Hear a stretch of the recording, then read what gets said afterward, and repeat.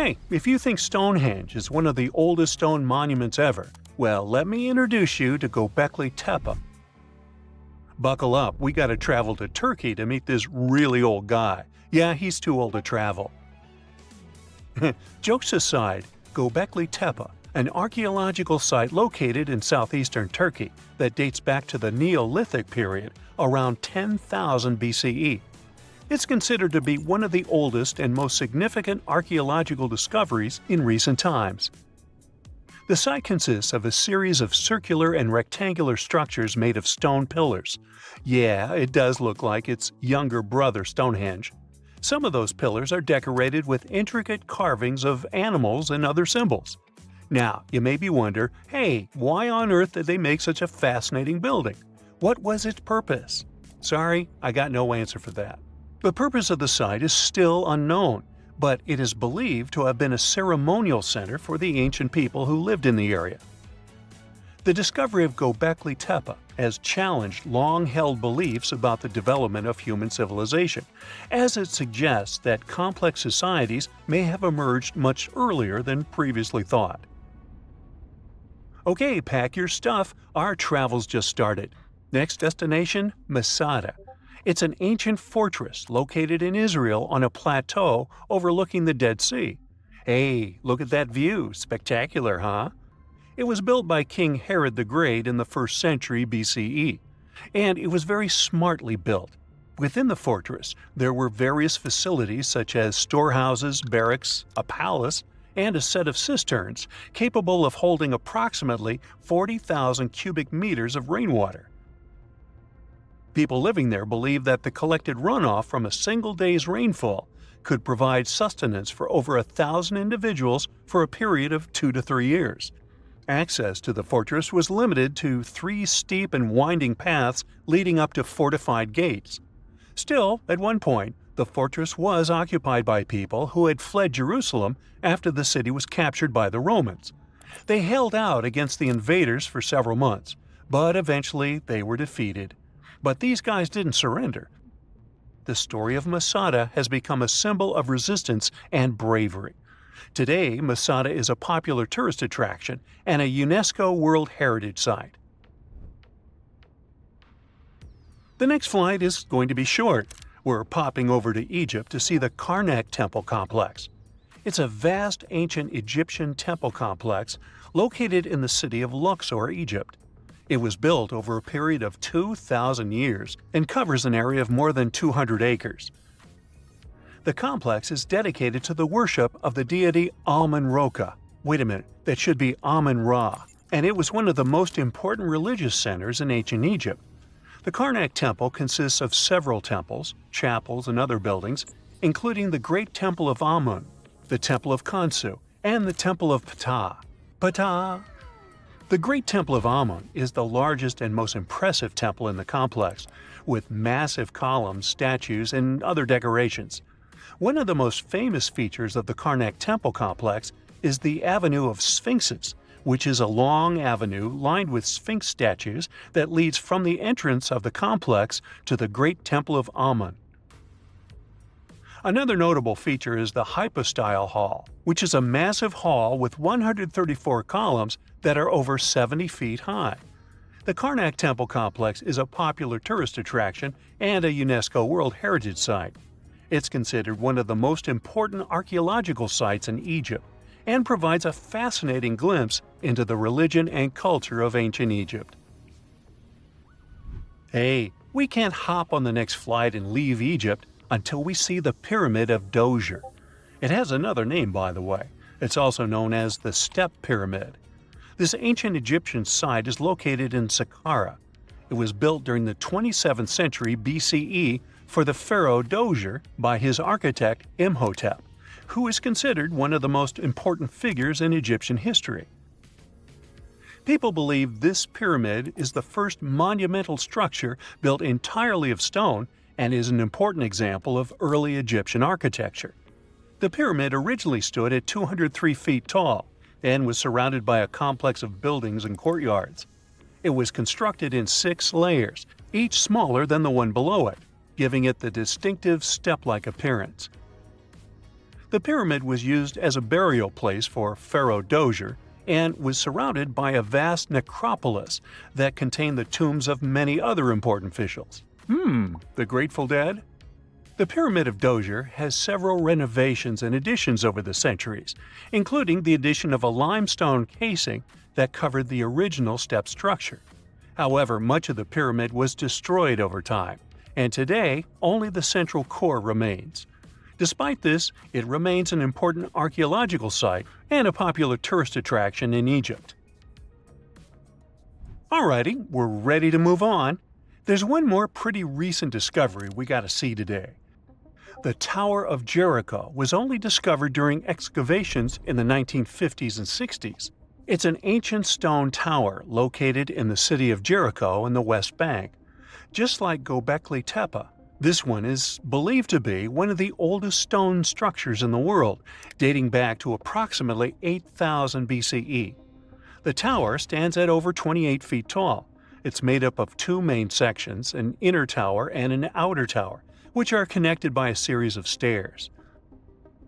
The purpose of the Tower of Jericho is not entirely clear, but it is believed to have served as a defensive structure or a watchtower. It may have also had religious significance, as it was located near a sacred spring. The Tower of Jericho is a significant archaeological site and has provided valuable insights into the early history of human civilization. It's open to visitors and is a popular destination for tourists interested in ancient history. Now, this ancient site even got attention from Netflix, and they made a movie where the action takes place in Mohenjo-Daro. This site was a major center of the Indus Valley civilization in present-day Pakistan. Mohenjo-Daro was one of the largest cities of the ancient world, with a population estimated to have been around 40,000 in its peak. Trust me, that must have been a crazy megalopolis back then. The city was notable for its advanced urban planning, with sophisticated drainage and sanitation systems, and its impressive architecture, including the Great Bath and the Granary. Mohenjo-Daro was abandoned around 1900 BCE, and its ruins were only rediscovered in the 1920s. Today, it is a UNESCO World Heritage Site and an important archaeological site for the study of ancient South Asian civilization. We're heading to a teeny-tiny country that has quite an impressive history. Welcome to Malta. The Ġgantija Temples are a Neolithic site located on the Mediterranean island of Gozo. They're probably one of the oldest freestanding structures in the world, dating back to around 3600 to 3200 BCE. The temples consist of two megalithic structures, each with multiple rooms and altars. The name Ġgantija means giant tower in Maltese, as people believe that only giants could have built such massive structures. The temples are believed to have been used for religious purposes and are considered to be an important example of prehistoric architecture. They were added to the UNESCO World Heritage List in 1980. Well, you must be pretty tired, but there's one more place we gotta visit today. Our plane is already landing in Armenia, and we're here to see the Temple of Garni. Look, this one is well preserved. This temple dates back to the 1st century CE. It was built by King Tiridates I as a dedication to the sun deity Mir. Sadly, the temple was destroyed in the 17th century during an earthquake, which is quite a common thing for this area, but it was later reconstructed in the 20th century. Today, it's a popular tourist attraction and is also listed as a UNESCO World Heritage Site.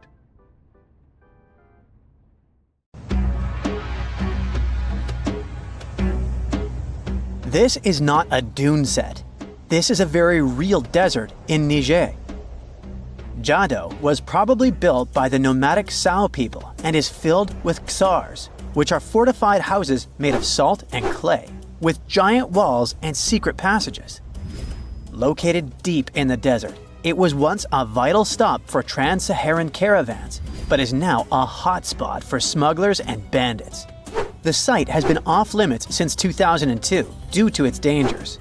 The origin of the ksars remain a mystery. No archaeological studies have been conducted, leaving many questions unanswered. Even today, shifting sands reveal and conceal parts of these ancient ruins.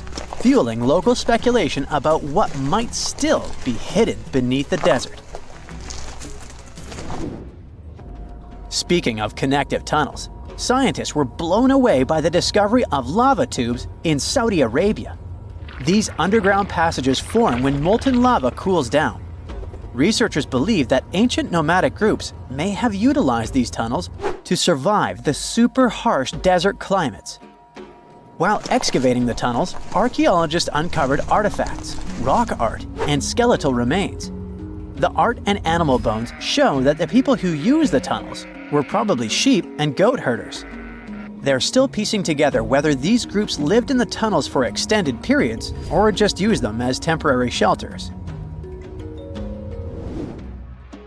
The Great Pyramid of Giza has been standing for thousands of years, but it's still hiding secrets.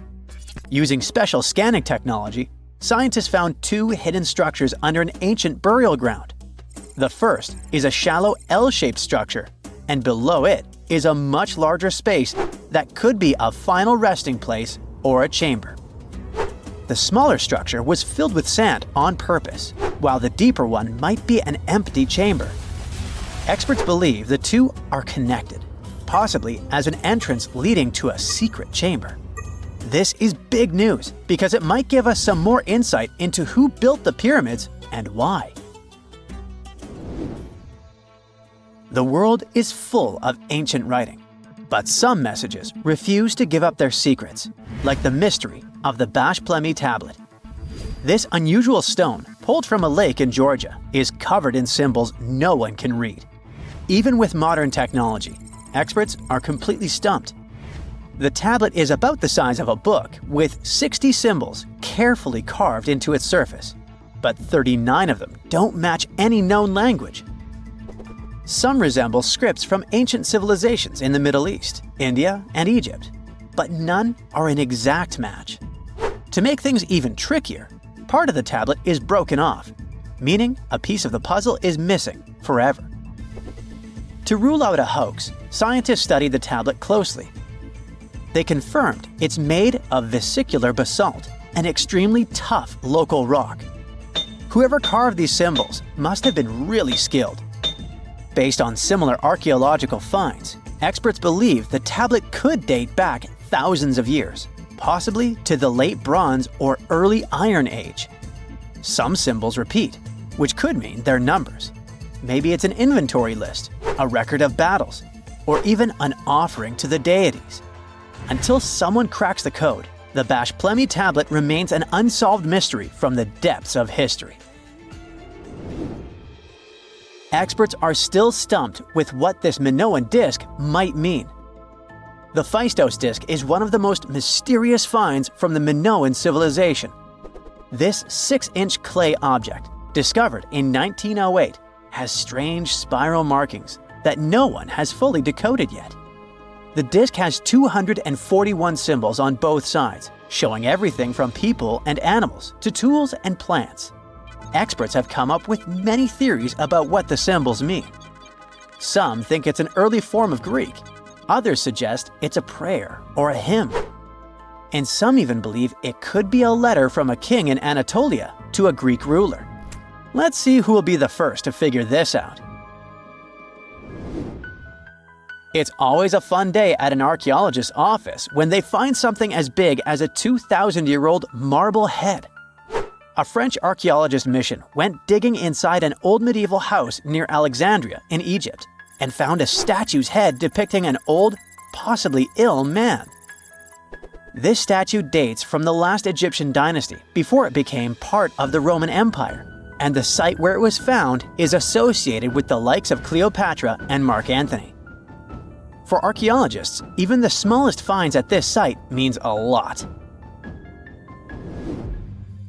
You've heard of Lucy, right? The Australopithecus that was an early ancestor for us humans. Well, scientists found some of her species' footprints somewhere in Tanzania. The so-called Laetoli footprints are over 3 million years old. The trail stretched 88 feet and has about 70 footprints, left behind when a bunch of early humans walked across some wet volcanic ash. What's cool is that these early humans were already walking on 2 feet, like us, not all hunched over like apes. The close spacing of the prints shows they probably had short legs and a shorter stride than we do today. In an ancient Egyptian temple, archaeologists uncovered a shrine unlike any other, a place dedicated to falcons and 2 mysterious deities. One deity had a falcon's head, while the other wore a crown with a sun disk and cow horns. But the most baffling discovery was an inscription that read, "It is improper to boil a head in here." At the heart of the shrine, there are 15 headless falcons carefully arranged on a pedestal, likely as offerings to the falcon-headed deity. One theory suggests the birds were boiled first, perhaps to pluck their feathers, before being placed in the shrine, following the strange rule carved into stone. Archaeologists also found a 13-inch iron harpoon nearby.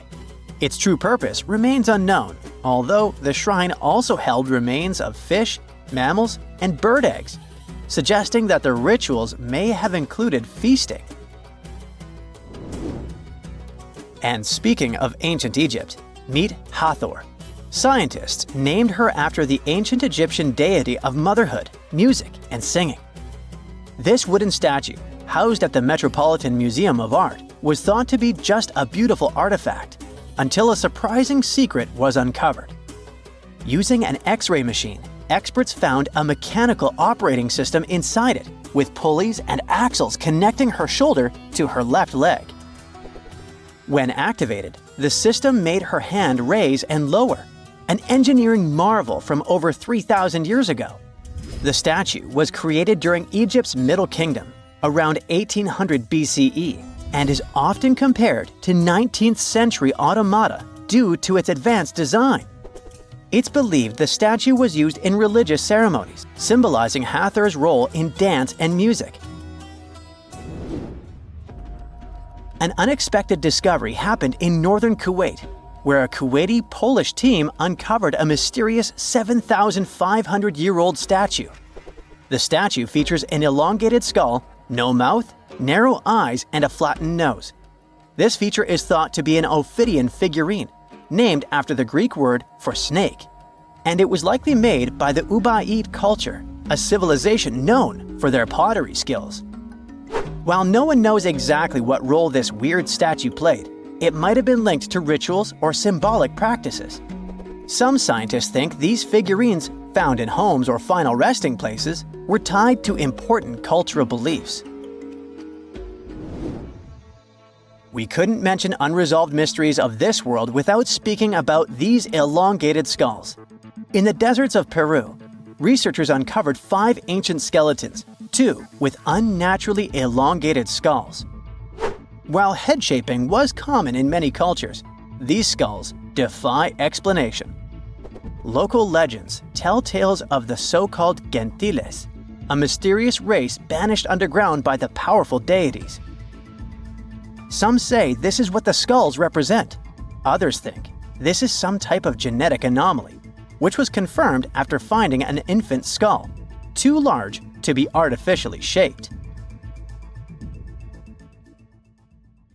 In 1936, British Egyptologist Walter Bryan Emery found a small object in the desert that made people debate whether it was an elaborate stone model of a flying saucer or even a hyperdrive from a spaceship that belonged to some advanced civilization that visited the Earth.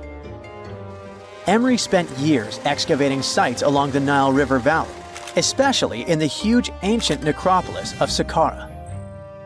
He found countless treasures from ancient Egypt, and the most bizarre one was definitely from the tomb of a high official, Sabu. Historians don't know exactly who he was for sure. Some sources say he was a king's son. His burial at Saqqara means he was an important figure in the royal court.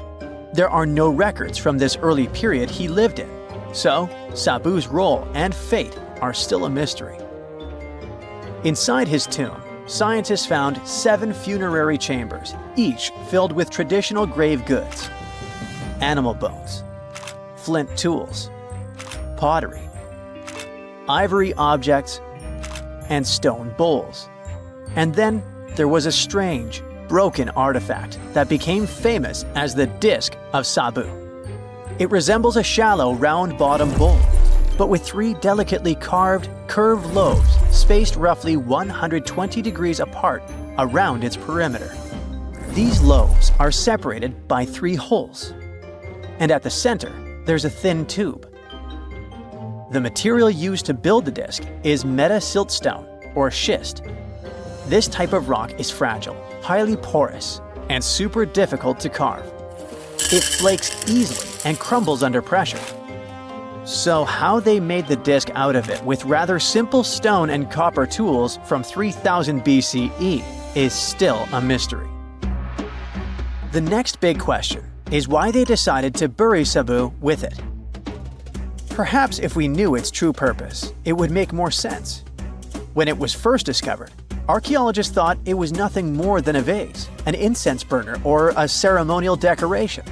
But those who took a closer look from the point of view of an engineer decided it could actually be a component of a larger mechanism. An amateur historian made an exact copy of the artifact with a 3D printer, and it turned out that the Disc of Sabu was an ancient impeller, a crucial part of a centrifugal pump. When they put it in a housing and span at high speeds using the small central shaft, the disc was able to displace water. When it was tested without a housing, the disc created a powerful vortex. It became clear that the curved lobes and slightly concave shape of the disc weren't random. It was probably all engineered to move water with remarkable efficiency, like a powerful pump mechanism. Ancient Egypt's entire civilization depended on irrigation. Later dynasties perfected basin irrigation and managed to control the rise and fall of the Nile to take the most from agriculture. So, the engineers of the first dynasty may have been experimenting with advanced irrigation techniques thousands of years earlier than scientists previously thought. But then again, some people have doubts schist is strong enough to be used for a pumping mechanism. They suggest that artisans from Egypt's first dynasty were trying to recreate an even older object, using whatever tools and materials they had. It could be a stone replica of something originally made from metal, possibly belonging to a civilization far older and more advanced than ancient Egypt itself. One Swiss author takes this idea even further and proposes that the disc is a copy of a component from an extraterrestrial spaceship's hyperdrive, or stone model of a flying saucer. One French researcher believes the Disc of Sabu was part of a secret massive factory system to manufacture sodium carbonate inside pyramids. Some people suggest that the disc may have been a primitive tool for weaving ropes. The lobes held strands of silk or fiber that were twisted into twine when it was spun. Or it may have been a gigantic lamp. Another historical mystery is a map from 1513 that is believed to be the oldest surviving detailed map showing the Americas. The author of the map is a Turkish captain, Piri Reis. He never crossed the ocean himself and put together this map from 20 regional maps. He used an Arab map of India, 4 Portuguese maps showing India and China, and a map of America by Christopher Columbus as he saw it. This last map was lost for many years, so Reis's map gave us an idea of what Columbus must have recorded during his 3rd voyage to the New World. A historian who studied the map suggested that it showed Antarctica in prehistoric times because it strangely resembled Antarctica's true coastline, the way it looked when it was free of ice. But it was later proven that this idea wasn't right. Another idea that rocked the science world was Klerksdorp spheres. They were found in deposits of mineral pyrophyllite in South Africa and looked like tiny ancient cricket balls with lines around the middle. Back in the 1980s, there was a theory that some super advanced pre-flood civilization we know nothing about had made these spheres. One journalist shared stories about how they rotated on their own in a display case. There was also a TV show that invited a psychic who was telling everyone the spheres were pieces of an ancient spaceship. But according to geologists, these spheres are pretty regular spherical objects formed from different minerals than the surrounding rock. The seam-like lines on them are just imprints from the host rock's layers building up over time. The Klerksdorp spheres come in different shapes, from flattened spheres to distinct discs. As for that episode when one of these spheres spun on its own, the curator of the Klerksdorp Museum cleared that up too. He said that when he put one sphere on its glass shelf when the journalist came to visit, the sphere rotated a bit because it's round. There are some gold mining activities going on nearby, so the land where the museum stands often experiences earth tremors. In a remote part of China, there are some bizarre pipe-like formations known as the Beigon Pipes. A local explorer found them back in 1996 protruding from Mount Beigon and along the shores of Tosan Lake nearby. Some people thought they were the work of ancient guests from other planets. When scientists tested samples of the pipe material, they found out that they contained mostly common minerals, but there was a mysterious 8% of unknown stuff. Some extra tests showed that these pipes had been there before humans. Chinese geologists later visited the site and suggested that these pipes were formed naturally over time. It was probably fossilized tree roots from the area's super green past. It's still a real mystery with no clear-cut answer. While digging a trench along a river in Romania, workers found a wedge, which is now famous as the aluminum wedge of Ajud, or the object of Ajud. Right next to it, there were some mastodon bones. Those distant relatives of elephants lived 11,000 years ago. So some people concluded the wedge is of the same age. The cool part is that it's made of aluminum, but this metal wasn't discovered until the 1800s. This material requires serious heat to produce. The wedge is said to be covered in a thick layer of oxide that's been sitting there for hundreds of years. Some folks believe this wedge must have crash-landed here on a spacecraft from some other planet. Some scientists think it's all a hoax, and others suppose it might be a human-made object with an unknown purpose. Scientists have finally solved the Loch Ness Monster mystery. Here's the spoiler, you ready?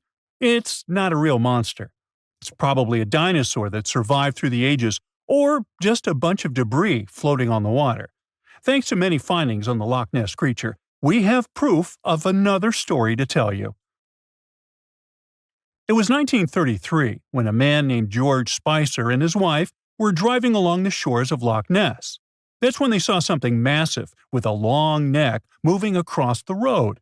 It looked like a creature straight out of the prehistoric era, a dinosaur-like beast unlike anything they'd ever seen. That was the moment that Loch Ness monster theories started spreading around like wildfire. One of the most famous Loch Ness monster sightings came just a year later, in 1934, when a man took a photograph that became the most well-known image of Nessie. That's the nickname she was given. She? Anyways, the photo, known as the surgeon's photograph, showed a long-necked creature rising out of the water, and for years it convinced people that the monster was real. But years later, the truth came out. One of the men who helped take the photo confessed it was all a hoax. The photo had been staged after all. When the photo was published, it had been significantly cropped. This made the animal in the picture look much bigger than in real life, fueling the theories that the Loch Ness Monster did in fact exist. In the 1960s, one of the first big scientific attempts to investigate the mystery of the Loch Ness Monster happened. A research team took sonar equipment to the lake and spent hours scanning the waters in search of evidence of large creatures. What they found was puzzling. They recorded several objects moving deep in the loch, or lake, with no clear explanation as to what it was. Though the team didn't manage to capture anything definitive, this sighting helped fuel the belief that there was indeed something massive living in Loch Ness. After that, research about the mystery of the Loch Ness Monster kept popping up. In 1972, with the help of underwater photography, some researchers managed to capture strange images, which got people's hopes up for a minute. But the truth is, this early research about the Loch Ness Monster was far from conclusive. Now, of course, not everyone bought into the mystical, magical theories about the Loch Ness Monster. Theory 1, from a professor of zoology at Oxford University, has made it clear that the monster is a biological impossibility. Hey, my pediatrician said that about me, too. Meanwhile, he says that no skeletal remains have ever been found in the region. Plus, no fishermen have ever caught anything resembling the creature in their fishing nets. For him, this works as proof that it simply can't be real. When it comes to the famous photos of the Loch Ness Monster as evidence, well, that's pretty simple. The professor offers a more down-to-earth explanation. He argues that these images are either showing floating debris or birds, like cormorants, which have long necks and often appear to be low in the water. When people refute his suggestion, he takes us back to human psychology and explains that people often make mistakes and misjudge the size of things, especially when they just caught a glimpse of it, and even more so when they are hoping to see something specific. Now, many of those alleged photos depict an animal with a long neck and a small head, which has led some to believe that what they're seeing is a plesiosaur, a giant marine reptile that lived 215 million years ago and disappeared with the dinosaurs. The idea of a plesiosaur surviving all these years is a theory that's been around since the first sightings of the creature. But this researcher isn't buying it. He explains that no plesiosaur fossils have been found in the region dating to anything later than 66 million years ago. The idea of a prehistoric creature still lurking in the waters of Loch Ness just doesn't hold up scientifically. Then there's theory number 2, from a British naturalist who has spent over 50 years investigating the Loch Ness Monster phenomenon. His conclusion is a little less dramatic. He believes that most people who report sightings of long-necked creatures are misidentifying other animals. He suggests people think they are seeing a sea serpent. Reports of sightings from the Loch Ness Monster have been around since the 6th century CE, long before they were distilling Scotch whiskey or other explanations. Early reports of these sea serpents describe large creatures with long snake-like bodies and multiple humps. Some say the creatures were as big as boats, and many swore they saw something swimming in the waters. Many of these early sea serpent sightings may have been misunderstandings or exaggerations of normal animals in the loch, like large fish or even swimming birds. They could have been large eels, which are known to live in Loch Ness. These eels, especially when they're moving, might have given the impression of a long, undulating creature in the water. People who saw these eels from a distance, particularly in low light or misty conditions, might have mistaken them for something much more mysterious. Theory number 3 says something else. Nessie is just a series of standing waves. These happen when two boat wakes move in opposite directions, creating a big hump in the water that could look like a creature from a distance. Loch Ness enthusiasts even showed how it works, with footage from Fort Augustus, where a river meets Loch Ness. These enthusiasts had big plans to use drones with infrared cameras and special underwater microphones to search the loch.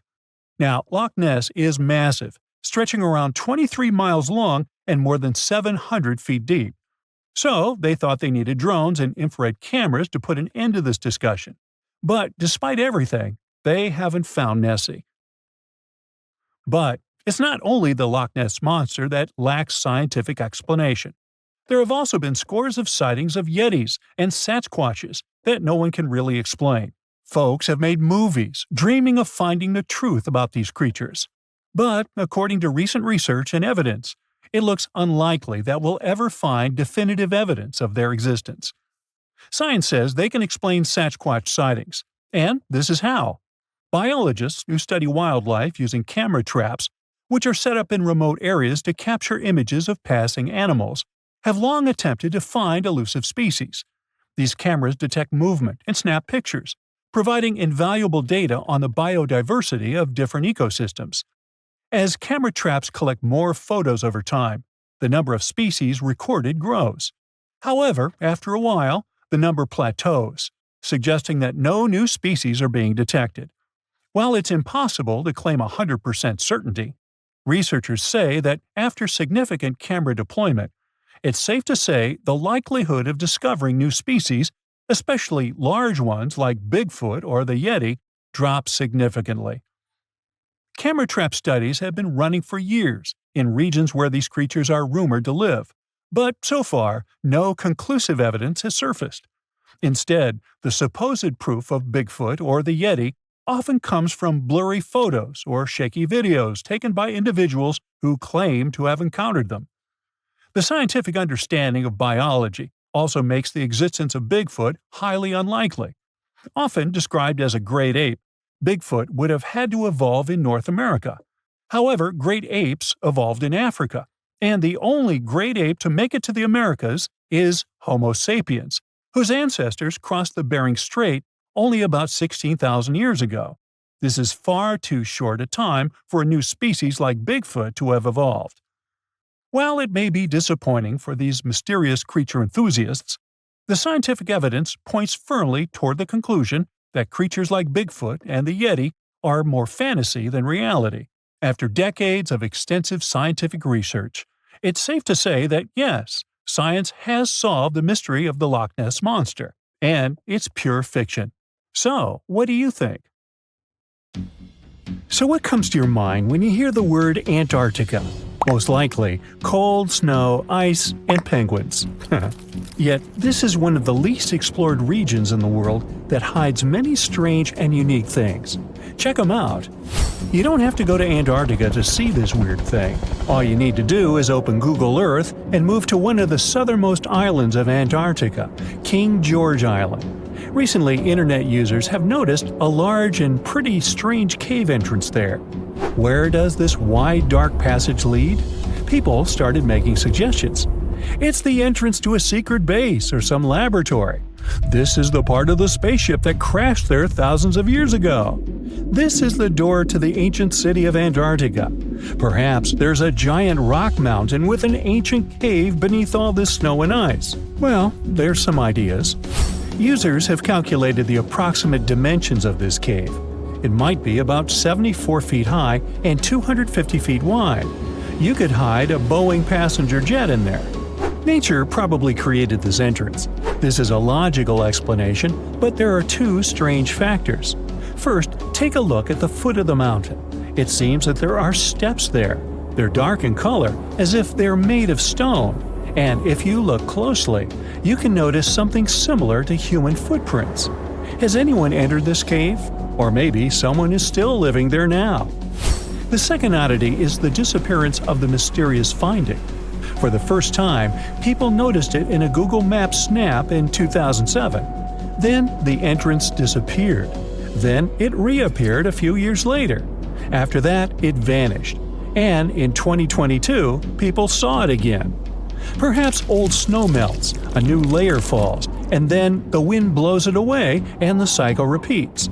But the alleged steps leading deep into the cave make one doubt the natural origin of this tunnel. You can easily find the coordinates on the internet and visit the cave via Google Earth. You might see something there and tell the world.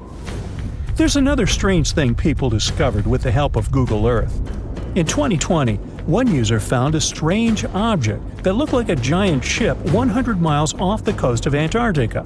It was covered with ice and snow and lying on its side. It looked like a cruise ship. You could notice the windows, the deck, and the bridge. But not all people agreed with this. Some claimed it was a spaceship. Others said it was some kind of secret building. The user who first noticed the ship stated that its size was about 400 feet, which is the perfect length for a passenger vessel. But what is this ship doing in such a remote place in the middle of a glacier? How did it get here? Who was its captain? No one has found the answers to these questions yet. In 2016, people using Google Earth discovered a photo of an unknown sea monster floating off the coast of Antarctica. This creature resembled a giant squid with a length of about 200 feet. This is slightly shorter than 3 train cars. Just imagine this kraken swimming in Antarctica's dark, icy waters and dragging to the bottom everything it meets on its way. Maybe it's the great and terrible Chulu, or one of its offspring. You will quickly notice this blood-red waterfall among Antarctica's endless, dazzling white landscapes. Don't worry, it's not blood. For many centuries, the waterfall has been painting snow in a bright red color. The stream flows straight out of a white iceberg. Let's look inside and find out what's happening there. Millions of years ago, there was a small crystal-clear pond, but then a glacier formed around it. A thick layer of ice and snow blocks sunlight, heat, and oxygen access. For millennia, the reservoir remained in this cold vacuum. But at one point, the water made a hole in the icy wall and broke out. When this salty water comes into contact with oxygen, it immediately turns scarlet or rusty. Antarctica is the only place where you can find such a unique natural phenomenon. One of the driest places on Earth is located in Antarctica. It's one of the most lifeless deserts in the world, the McMurdo Dry Valleys. In this desert, you won't see the scorching sun, hot sand, and cacti. A desert means a place with a lack of precipitation and life. The McMurdo Dry Valleys meet these parameters, but this place is also unique for Antarctica, since you won't find glaciers there. Despite the frost, ice can't form in the desert because it hasn't rained for millions of years there. It also never snows. A strong wind coming from the mountains reaches speeds up to 200 miles per hour. It would be difficult for you to stay on your feet there. The wind is filled with moisture. It heats up and evaporates all the liquid and snow in the desert because of its high speed. Only dry air reaches the ground. But you can find several lakes there. They don't freeze, only thanks to the high concentration of salt. The water is so salty that large life forms can't develop there.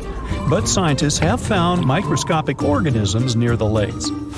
20 million years ago, Antarctica was filled with swamps, trees, and swarming with insects and animals. But now, it resembles the surface of Mars, literally. Scientists and astronauts are exploring such regions as the McMurdo Dry Valleys, since the natural conditions there are similar to those on the Red Planet. So, before you go to Mars, you can practice living in similar places on Earth. Also, scientists discovered an underwater world in the Antarctic filled with hundreds of amphipods, crustacean animals similar to shrimp. Wait a minute, it happened in the Antarctic? But the McMurdo Dry Valleys are located in Antarctica. Well, the words are very similar, but what is the difference? Oh, and don't forget the Arctic. The Antarctic is the region in the southernmost part of Earth that houses the continent of Antarctica, and the Arctic is another land altogether. They have the same natural conditions, frost, ice, and snow, but they're located in different parts of the planet. The Arctic is at the North Pole, Antarctica is at the South Pole. Now, back to the discovery. Scientists put forward theories that the ice of the Antarctic hides a vast network of freshwater rivers and lakes. And in 2022, they found a new ecosystem. Researchers explored the Antarctic Ross Ice Shelf and its underwater rivers. This is a massive piece of ice floating in the ocean. A team from New Zealand used a special drilling rig equipped with a hot water supply to drill a hole 1,640 feet deep. That's more than the height of the Empire State Building. Then, they lowered some video cameras and saw thousands of crustaceans swimming in different directions. So it seems they're very unorganized. In the waters of the Antarctic, you can also meet some of the scariest creatures on the planet. These are sea spiders. They got this name because they resemble land spiders, but they're actually a species of marine arthropods. And unlike land spiders, those in the ocean are much larger. They look like 8 strong legs without a body. One such spider can be a dinner plate in width. Some of them have no eyes and have proboscises instead of jaws. Sea spiders are poorly studied because they live in deep, cold waters. Antarctica hides many little-known animals. There are long tunnels in its glaciers leading to scary darkness. On this cold continent, people have found the remains of giant dinosaurs and other ancient creatures, such as the ancestors of modern ducks. Many underground rivers and lakes hide unexplored wildlife. Even the ice here can be weird. Take a look at these striped icebergs. They have blue, black, green, and turquoise shapes. The color depends on the conditions of the water during freezing. For example, green lines appear because of algae, blue ones form when the water freezes too quickly. Okay, I'm freezing. Time to go thaw somewhere warmer. Hawaii. Yeah. When you think of an epic desert scene with blazing sun, endless dunes, and those magical little oases, you probably picture the legendary Sahara, right? But what if I tell you that 11,000 years ago, this vast expanse of hot sand looked totally different than it does today? Yeah, I don't know, I wasn't around then. But I'm told that back then, what we now call a desert was a lush paradise, brimming with lakes, rivers, grassy plains, and even woodsy forests. So, where did all this water go? There are many stories about the distant past of our planet when deserts were covered with jungles and forests, and then something happened, like changing climates or colossal earthquakes, and it all turned green lands into dunes. But how about a theory that Sahara became a desert because of humans and goats? The Sahara has seen its fair share of wet and dry drama throughout the ages, mostly thanks to little shifts in Earth's orbital tilt, causing variations in how much solar radiation hits the atmosphere. There were even times called the African humid periods, when the rain would pour in and transform the dry landscape into a bright green haven. But between 8,000 and 4,500 years ago, something really funky happened to this region. Certain areas went from humid to dry, way too fast to explain it by just orbital changes. In the blink of an eye, the lush Sahara turned into the Sahara we know today. Now, if you ask scientists why it happened, they will tell you, oh, it's just poor parameterization of the data. Bet you didn't get it, did you? What? Well, right, let me translate it from scientific to common human. It means they really don't know the answer themselves, and they got a bunch of missing puzzle pieces. But as scientists sifted through ancient dirt and pollen samples, they spotted a quirky trend. Wherever there were pastoralists, also known as humans with their domesticated animals, the plant life seemed to shift. It was as if every time humans and their furry friends meandered through the greenery, they turned it into scrub and desert right behind them. Oops. Yep, chances are that by overgrazing, humans were sapping moisture out of the atmosphere, since plants give off moisture, which helps make clouds and making things even sunnier, leading to a quicker end of the humid vibes. Plus, our ancestors may have been getting a little too cozy with fire for land management, further speeding up the desert takeover. Anyway, scientists are sure that this lush Sahara would have turned back into desert eventually, even if humans hadn't shown up, thanks to Earth's natural rhythms. So there's no need to pin this abrupt change solely on humans. It could simply be about nature getting feedback from vegetation and dust cycles. It's difficult to determine what caused these changes, as it's all interconnected. During the last humid period, the Sahara was filled with hunter-gatherers. As things got a little drier, they started herding animals for food. The weather pushed people to herd cattle. It's also possible that grazing sped up the landscape degradation. So, which came first, the chicken or the egg? Or in this case, the human or the cow? It's tough to tell with the evidence we have now. Now today, it's safe to say that water is no longer that big of a problem in the Sahara, even though it's a huge desert and the times of lush forests there are long gone. But technology's got us covered. For example, the Nubian Sandstone Aquifer System, the biggest underground water stash on the planet. It's nestled beneath the Sahara Desert's eastern edge and stretches across 4 northeastern African countries – Sudan, Chad, Libya, and Egypt, covering a whopping 770,000 square miles and holding around 36,000 square miles of groundwater. Just look at the pipes transported when it was being built. It's the world's largest irrigation project. No wonder it's feasible to thrive in the Sahara today.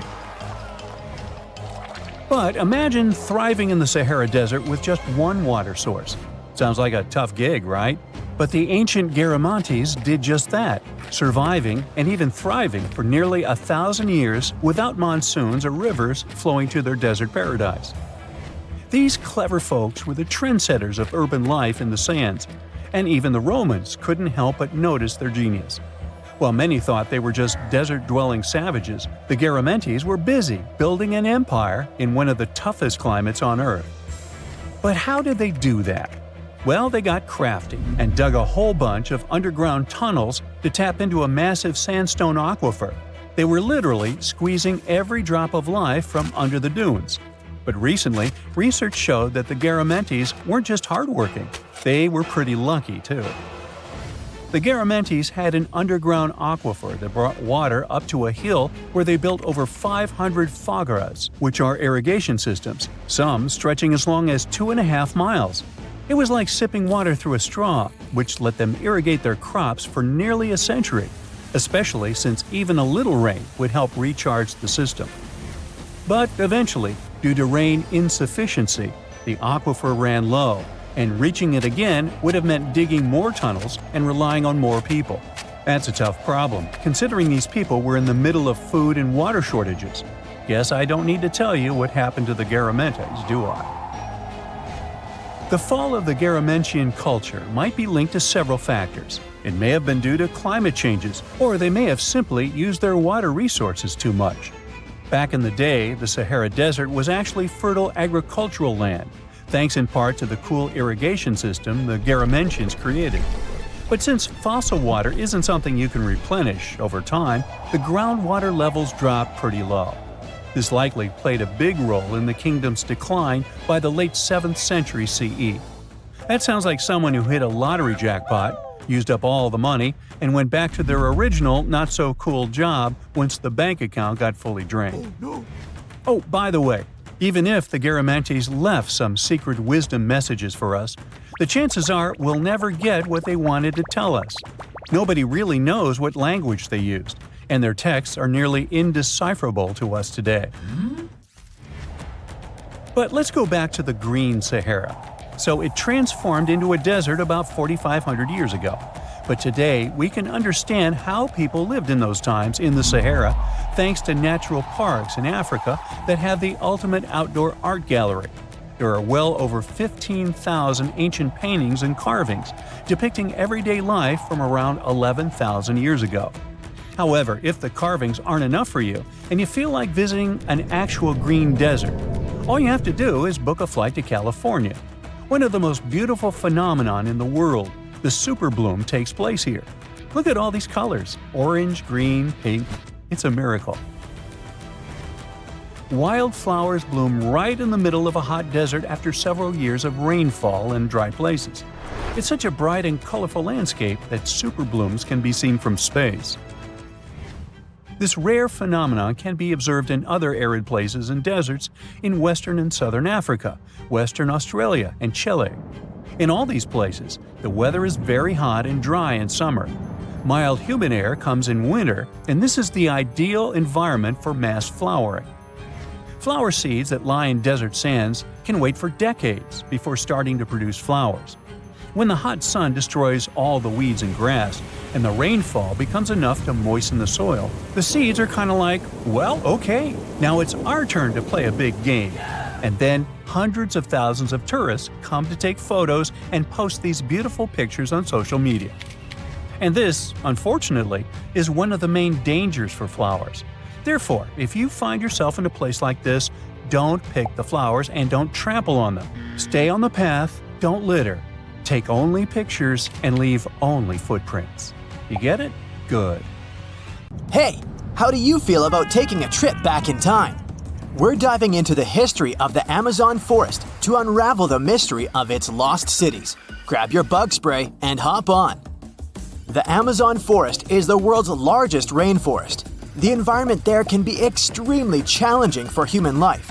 Yet, the legend goes that the Amazon has been home to sprawling settlements rich in unmeasurable wealth. Could that really be true? Or is that none other than a figment of our collective imagination? The legend of El Dorado might be the myth that started this whole thing. As European explorers began their excavations in American lands back in the 1500s, word got out of an Amazonian civilization that used to paint their leader in gold as an offering to higher powers. The legend of El Hombre Dorado, aka the Golden Man, began to quickly spread around Europe. Explorers got excited at the possibility of finding an infinite amount of gold somewhere deep within the Latin American jungle.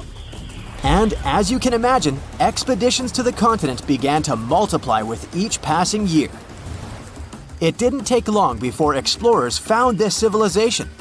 They were known as the Muisca people and were located in Colombia, near Lake Gudavia. The Muisca people had a tradition of painting their leader, aka the Zipa, from head to toe in gold. In a ceremonial gesture, the Zipa would swim into the river, spreading gold dust all over the lake. For the Muisca, this was their way of acknowledging and thanking the higher powers of the universe they believed in.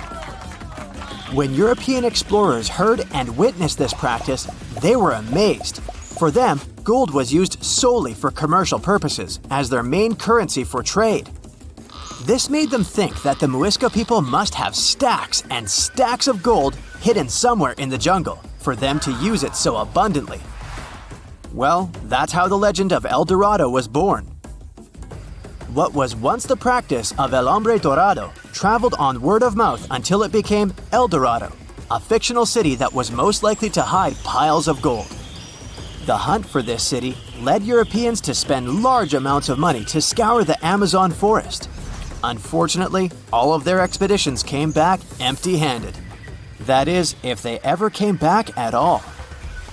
Now, jump to the beginning of the 1900s. In England, the Royal Geographic Society, a prestigious British institution, was looking for somebody willing to travel down to Latin America to trace the border between Brazil and Bolivia. More specifically, the part of the border that is nestled deep within the Amazon rainforest. One Sir Percy Fawcett was a Latin American aficionado, and he gladly volunteered to do the job. Oh, it's important to note that the Amazon forest is virtually the size of the continental USA. It sprawls across 8 countries, including Brazil, Peru, and Bolivia. And trust me, getting around is no easy feat. The jungle is covered in dense vegetation, and in addition to that, it's home to insane predators such as anaconda snakes, panthers, crocodiles, piranhas, and so on. But despite all that, Fawcett was very successful in his mapping adventure and seemed to be wanting to come back more. Back in England, Fawcett would scour diaries from other explorers hoping to learn more about the ancient Amazonian civilizations. He would read about the Incas and the Mayans and the great empires they built. He believed that if the Incas were capable of building empires that stretched over 2 million square miles, this could mean that other Amazonian civilizations could have thrived there too. During his research, Fawcett came across a report from a 16th century explorer. The report told of a city deep within the Amazon forest that held unimaginable quantities of minerals. A town that stretched for 15 miles without any space from a house to house. This report fueled Fawcett's imagination to a new extreme. From then on, he became obsessed with finding what he called the lost city of Z. Over years, Fawcett searched the Amazon forest, usually looking for stone ruins that could possibly indicate human settlements. On his later expeditions, he focused on exploring the state of Mato Grosso in central Brazil. He would travel from Europe and into the lower region of the Xingu River. The trip to the Xingu would take him around 14 days on foot. Then, he would set sail in small wooden boats accompanied by local indigenous leaders that knew the region better than anyone. How he communicated with the indigenous population is still a mystery, since they only spoke in local dialects. Some scientists believe that this could have been the real reason why he never found the city. They believed he wasn't able to communicate what exactly he was looking for. And this was not his greatest difficulty. As we've said before, Amazon is not a kind place for its visitors. In his diaries, Fawcett tells of encounters with a 60-foot-long anaconda, which he bravely survived. He writes of endless sleepless nights and waking up with his hands and feet swollen from mosquito bites. Some of his peers said he was invincible and tireless, but the day came during his 8th expedition when he didn't make it back home. Fawcett disappeared without leaving any trace behind. Some even suspect that he was close to reaching his lifelong goal. On the day of his disappearance, he sent an optimistic letter to his wife saying there was nothing to fear, and that he was setting out on a certain final search. Fawcett's failed attempt to find ruins seemed to support what had become a consensus among experts at the time, that this rainforest was too inhospitable to support large, complex societies, let alone cities. Experts were convinced that the Amazon's lost cities were nothing more than fiction. That is, until the 1960s, when modern research began to find evidence that suggested otherwise. Scientists discovered patches of extremely fertile soil. They called it Black Earth. And apparently, they found lots of it in the Amazon, especially alongside rivers. Further research even showed that such soil was created by human waste or the intentional burning of forests, which adds nutrients to the soil below, which could only mean bingo! The discovery of Black Earth was the evidence that large-scale agriculture was possible and probably did exist amidst the Amazon, confirming that settlements could have formed there after all.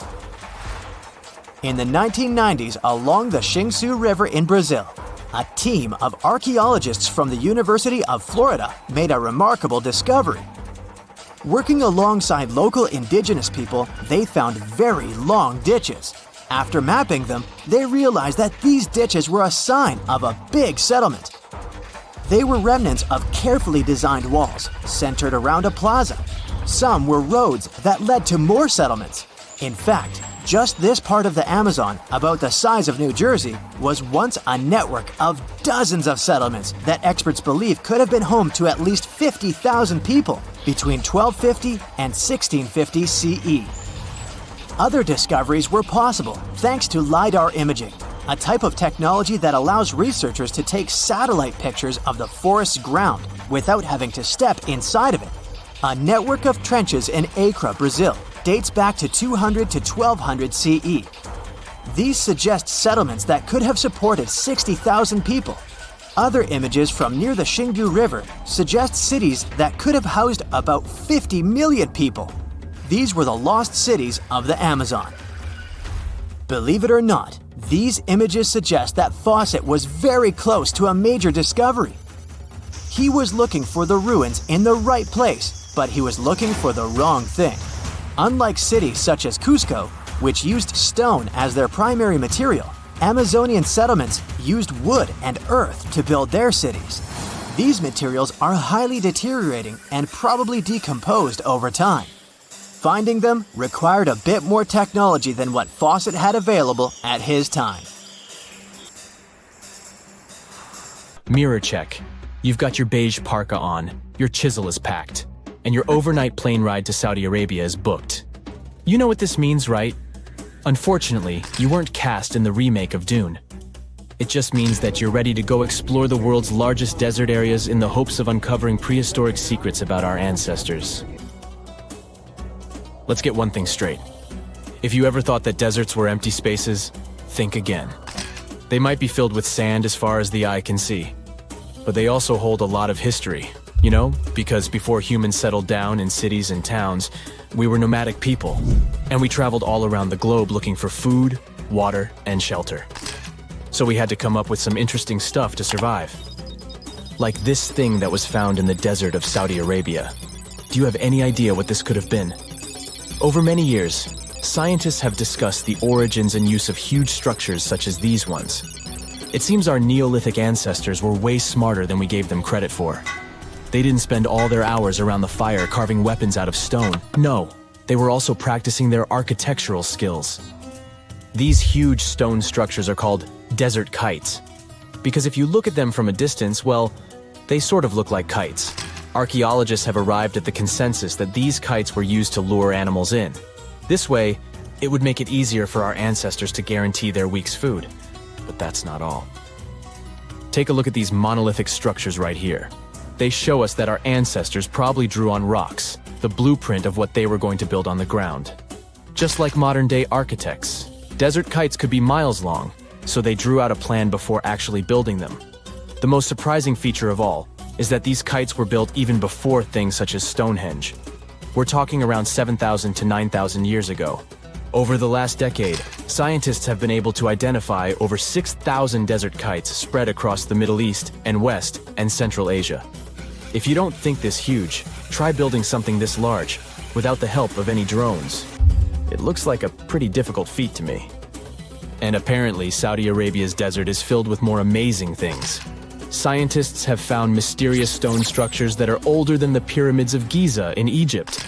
So of course, you can't wait to go check that out. Can we all agree that carrying around heavy rocks to build a pyramid without the help of modern technology sounds absurd? I mean, how on earth did they do it? Now imagine turning back the clock about 2,000 years into the past and finding humans that built similar gigantic structures in isolated areas. Take a look at these so-called mustadils. They are rectangular structures built from piled-up stones, found over 77,000 square miles. Some archaeologists believe that these monuments were used for ritualistic purposes, maybe processions of some kind, where people would walk from one end of the plateau to the other. I'd be down for that. Now let's move on to another deserted area. We're entering the world-famous Sahara Desert landscape. Isn't it beautiful? Here, you're about to unravel an ancient mystery, something that took years for researchers to solve. Fun fact, the Sahara Desert is the world's largest hot desert. It spans over 3 million square miles, which would be like putting 1,000 times the country of Hawaii next to each other. We say it's the largest hot desert because the world's largest desert area is Antarctica. But we all know temperatures over there are freezing, not the typical image of when we think of a desert. Deep into the desert, near the Algerian town of Fougeret et Zoua, something strange was found. For decades, these tiny dots appeared on images of Google Earth, but nobody could explain what they were. Some scientists were sure that these circles are the result of oil activity in the region. Others guessed that these were ancient fogeras or ancient water wells. There are dozens of them, stretching for miles and miles in a straight line. The strange thing is that they are always far away from any town, road, or human activity in general. So what was or is their purpose? If you had to take a guess, what would you say? Remember we talked about how our ancestors had to be creative in order to survive in the desert? Let's try to walk in their shoes for a minute. Imagine you're a nomadic hunter-gatherer living in a desert area. You spend your days basking in the hot sun, trying to count all the grains of sand around you. But you also need to eat and drink water. But how on earth do you get water in a desert? Sure, you can hope to keep running into oasis every week or so, but that seems a bit risky, doesn't it? That's why North African people invented the so-called fogeras. The fogeras are a 2,500-year-old irrigation system. Locals would dig deep wells in elevated areas, wells deep enough to tap into underground water. Then, they would dig parallel shafts at regular distances. This way, the water would flow from the main well down into all the shafts and irrigate entire areas. Travelers could stop by the shafts and quench their thirst. They could also raise livestock and tend to crops. Pretty clever, huh? As much as these holes did look like fogaras, a little bit of research would show you that they're not. You see, these shafts were built in a line, and not in a circular shape like the ones we're looking at now. So maybe it has something to do with the second option? Maybe these desert holes were related to oil activity in the region? Let's have a look at the holes up close and personal. From Google Earth, they don't seem that big, but in real life, they are huge craters. The tip to uncovering what they are is hidden beneath the sand. If you were one of the researchers originally uncovering the truth behind this mystery, you would have found something unique hidden in the sand. Old dynamites and vintage sardine cans. Putting the pieces of the puzzle together, scientists found that these sardine cans were a model from the 1950s and 1960s. It seems that entire teams from that decade would camp out while they surveyed the area for oil. And what about the dynamites? These were used for seismic surveying. This is an old technique, used to identify if there is oil and gas beneath the Earth's surface. Still in North Africa, you find out about another desert mystery worth exploring. Near the city of Tiaret, southwest of Algeria's capital, one runs into 13 peculiar monuments. These structures are also called Jedars, and yes, I am aware of how much that may sound like a Star Wars reference. They are pyramid-like in their shapes, and as far as scientists know, they were used as final resting places for the people who lived in the region. Can you guess who these were? Most likely the Berber nomads. And since we're talking about ancient stuff, they were probably built between the 4th and 7th centuries CE. Once scientists began to explore the insides of these monuments, they found they were pretty big inside. They found large underground vaults, chambers, and labyrinth-like corridors that gave way to over 20 compartments.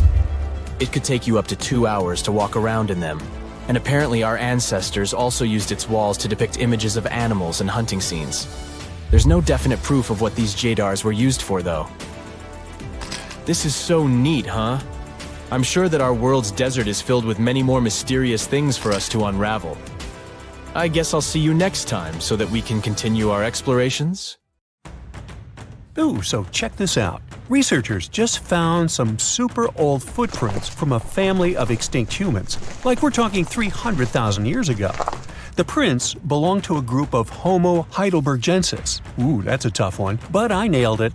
So those dudes were pretty advanced for their time. They were building homes and hunting big animals. But unfortunately, they couldn't handle climate change and disappeared about 28,000 years ago. No, they weren't sissies, trust me. The weather was really tough back then, and they couldn't just go grab a down jacket like you do. So, the University of Tübingen crew made the discovery in Germany, where they found the perfectly preserved prints in a forest by a lake. Apparently, elephants, rhinos, and other critters used to come relax by the lake, and so did this Heidelberg family. The scientists believe they were probably just a family outing rather than a group of adult hunters, since there were little kid footprints too. And depending on the season, they could munch on plants, fruits, leaves, shoots, and mushrooms around the lake. Experts even found tracks from an extinct elephant species that used to weigh up to 13 tons. Now, can you imagine seeing one of those in person? Just so you know, 13 tons is about 45 times as heavy as a pig. They were digging around in Schöningen when they stumbled upon some elephant tracks that were 21 inches long. That's like the length of a really big ruler. They even found wood fragments in the ruts that the elephants had left behind. But wait, there's more. They also found a rhino print from the Pleistocene era, which is pretty wild. It's the first time they found a footprint from this particular species in Europe. Who knew rhinos had such big feet? Except those whom the rhino stepped on. Meanwhile, over in New Mexico, some British and American archaeologists found some ancient human footprints that date back 23,000 years. They used radiocarbon dating to figure out when these footprints were made, and it turns out they were stomped into the mud during the last glacial maximum. That's when ice sheets covered much of North America and sea levels were lower than they are now. Now, we've always thought that humans first made their way to North America between 13,000 and 16,000 years ago. But these footprints suggest that our ancestors were wandering around way earlier than that. Some people even think that humans might have been hanging out in North America as far back as 33,000 years ago, although not everyone is convinced. Alrighty, if there were footprints, there must have also been some shoes too, am I right? Well, researchers may not have found signature Gucci loafers, even though they've been around since 1953, but they did find a cave in Armenia full of ancient artifacts from the Copper Age. And guess what? Those artifacts included a seriously well-preserved shoe that's now the oldest footwear ever found. That footwear was made from a single piece of cowhide leather, which is pretty rare today, despite all the fancy schmancy technological upgrades we've got today. Talk about premium quality. Currently, the coolest modern-day designer shoes are trying to copy this hole-cut technique. The shoe was also rubbed with some kind of plant or vegetable oil for extra durability, and it even had shoelaces that crisscrossed through a series of holes, just like our beloved sneakers today. The shoe was about the size of a woman's US 7, so we're guessing it was tailor-made for some fancy-pants wealthy person. Can you imagine rocking these feet whips back in the day? They were possibly the talk of the town. Now, since we're talking about shoes, have you ever had that gross feeling when you step in something sticky? Especially if you're wearing a brand new pair of white sneakers? No, not what you're thinking. I'm talking about chewing gum. It's a total buzzkill to have it stuck to your shoe. A super cool British archaeology student named Sarah Pickett found a 5,000-year-old piece of Neolithic chewing gum made from birch bark tar while on a dig in Finland. It even had tooth marks in it. Who knew our ancestors were into chewing gum too? Apparently, birch bark tar has antiseptic properties, so it's believed that Neolithic peeps chewed it to help treat mouth and gum infections. So it looks like people have been spitting out gum since the beginning of time. Ah, what a tradition. Prehistoric designers had way more than just shoes to offer to prehistoric fashionistas. You're not going to find such a statement piece in the mass market, and I'm not sure about high-end boutiques either. Yep, it's supposedly the oldest purse ever found, and yep, those are dog teeth used as decorations for a handbag. According to one of the archaeologists, these teeth were all the rage back in 2500 BCE. People were putting them on everything, from clothes to jewelry. But this particular handbag was something special. It had over a dozen sets of teeth and was super fancy, which means whoever owned it was perhaps a VIP. Unfortunately, the purse itself didn't survive the test of time. All that's left are these teeth, pointing in the same direction and looking like a modern-day handbag flap. It must have been truly chic back in the day, but it's a good thing we've moved on to more humane materials for our accessories. Did you hear about the dino-sized discovery on Yorkshire's coast? Yep, sometimes scientists discover not human footprints, but dino footprints. This time, they found a record-breaking dinosaur print that could have been left by a predator taking a break 166 million years ago. Can you imagine a T-Rex lounging on the beach with a smoothie in hand? This 3-foot-long fossil, spotted in Burniston Bay near Scarborough, is the largest ever discovered in the region. The team of researchers who studied the track concluded that it was made by a giant carnivore like a megalosaurus. That's one big and hungry dino. The footprint is the largest made by a theropod, which is a group of bipedal dinosaurs that includes the infamous Tyrannosaurus rex. So, we're talking about some seriously big and scary creatures here. A paleontologist from the University of Manchester said the discovery had shed new light on the behavior of these carnivorous giants.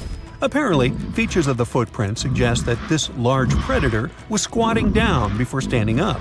Maybe it was doing some yoga or taking a bathroom break. Who knows? Another archaeologist, Marie Woods, stumbled across the print while collecting shellfish on the shore. She said she couldn't believe what she was looking at. I mean, who would expect to find a giant dinosaur print while picking up some clams?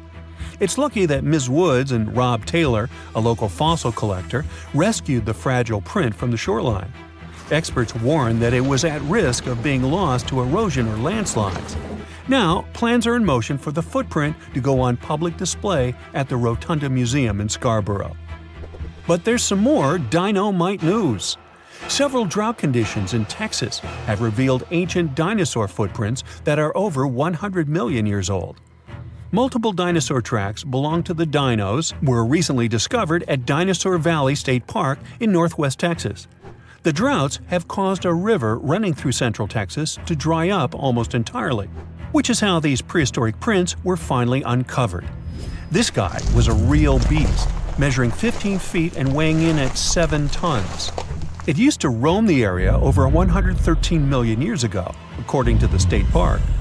About 60 prints from this dino have been revealed due to the drought, with an estimated 140 tracks from the dinosaur in total. But that's not all.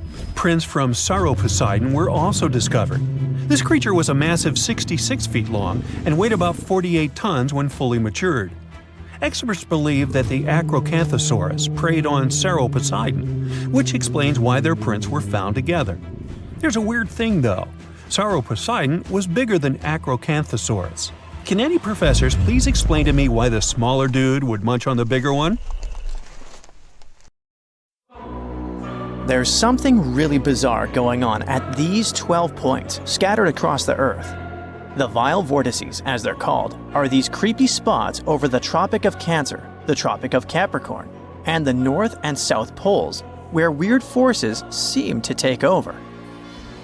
You've probably heard of the most famous one, the Bermuda Triangle. It's believed that more than 50 ships and 20 airplanes have mysteriously disappeared in this area, which is located between Florida, Bermuda, and Puerto Rico. But what most people don't realize is that the Bermuda Triangle actually has 11 siblings, and these other spots can be even more terrifying. Let's start with Mohenjo-Daro. This was a thriving city located in what is now Pakistan. Built around 2500 before the Common Era, this urban center was once home to about 40,000 people. But then, suddenly, people abandoned it by the year 1700 before the Common Era. In the 1940s, an archaeologist discovered 39 human skeletons at the site, which fueled the theory that the city was invaded by some other civilization at some point. But honestly, it's hard to confirm that, since archaeology doesn't really explain the city's sudden destruction or the disappearance of its people. It's led to a bunch of bizarre theories. One of them talks about an ancient extraterrestrial race that might have lived there, and a malevolent wind that swept through the city. Another ancient city with a similar mystery is the Great Zimbabwe. Its construction began in the 11th century, and at its peak it housed up to 18,000 people. But for reasons we'll probably never fully understand, it was abandoned in the 15th century. Archaeologists were really interested in this place, and that's when things got even weirder. They found 8 of these birds, now called the Zimbabwe birds. These soapstone sculptures were found sitting on stone columns that were over 90 centimeters tall. Nothing like them has ever been found anywhere else, and their meaning is still a total mystery. Some think each bird represents a new king, but other theories suggest they were ancient animals very dear to the people who lived there. Adding to the mystery, local legends talk about a strange, short man who's sometimes seen wandering around, but he always disappears before anyone can get close. Then there's Easter Island, another one of the 12 Vile vortices. It's located in the eastern Pacific Ocean, and it's famous for its nearly 1,000 enormous statues called moai. We still don't know what they mean, or how they were made. Some of them are almost 30 feet tall and weigh as much as 80 tons. Today, it wouldn't be that tough to move and carve these statues, but we're talking about a period between the years 1100 and 1680. So nobody really knows how they did it. Some specialists believe these statues were carried across the island, while others think they were pushed on log rollers. But the most bizarre theories suggest extraterrestrials were involved. Algeria is another land rich in ancient mysteries, and one of the most fascinating is something called the Jedars. These are 13 monuments with square stone bases and angular mounds, built between the 4th and 7th centuries. But the weird part is, no one knows their purpose. One of them had an inscription in Latin, but it was so worn down that the message was nearly impossible to read. The best guess so far is that these monuments were probably tombs for royalty, although no one knows exactly who was supposed to be buried there. What we do know is that there are many myths related to strange disappearances in the region. The next mysterious spot is located south of Tokyo in the Pacific Ocean, and it's called the Dragon's Triangle. Does that name ring a bell? Yep. Just like the Bermuda Triangle, this area is known for strange disappearances of airplanes and ships. One of the most chilling stories dates back to 1945, when a plane allegedly vanished. The pilot supposedly sent a radio transmission right before the aircraft disappeared, claiming that something strange was happening in the sky, like it was opening up or something. While this story is definitely eerie, the truth behind it and many other Dragon's Triangle legends is still up for debate. If you type Hamakulia volcano into Google Earth, you'll find it located in Hawaii's Ring of Fire. But this place is so shrouded in mystery that it's hard to find much information about it. Some legends speak of unusual electrical energy being detected in the area, and there's even a story about an eyewitness who claimed to see a plane flying over it totally disappear from the radar.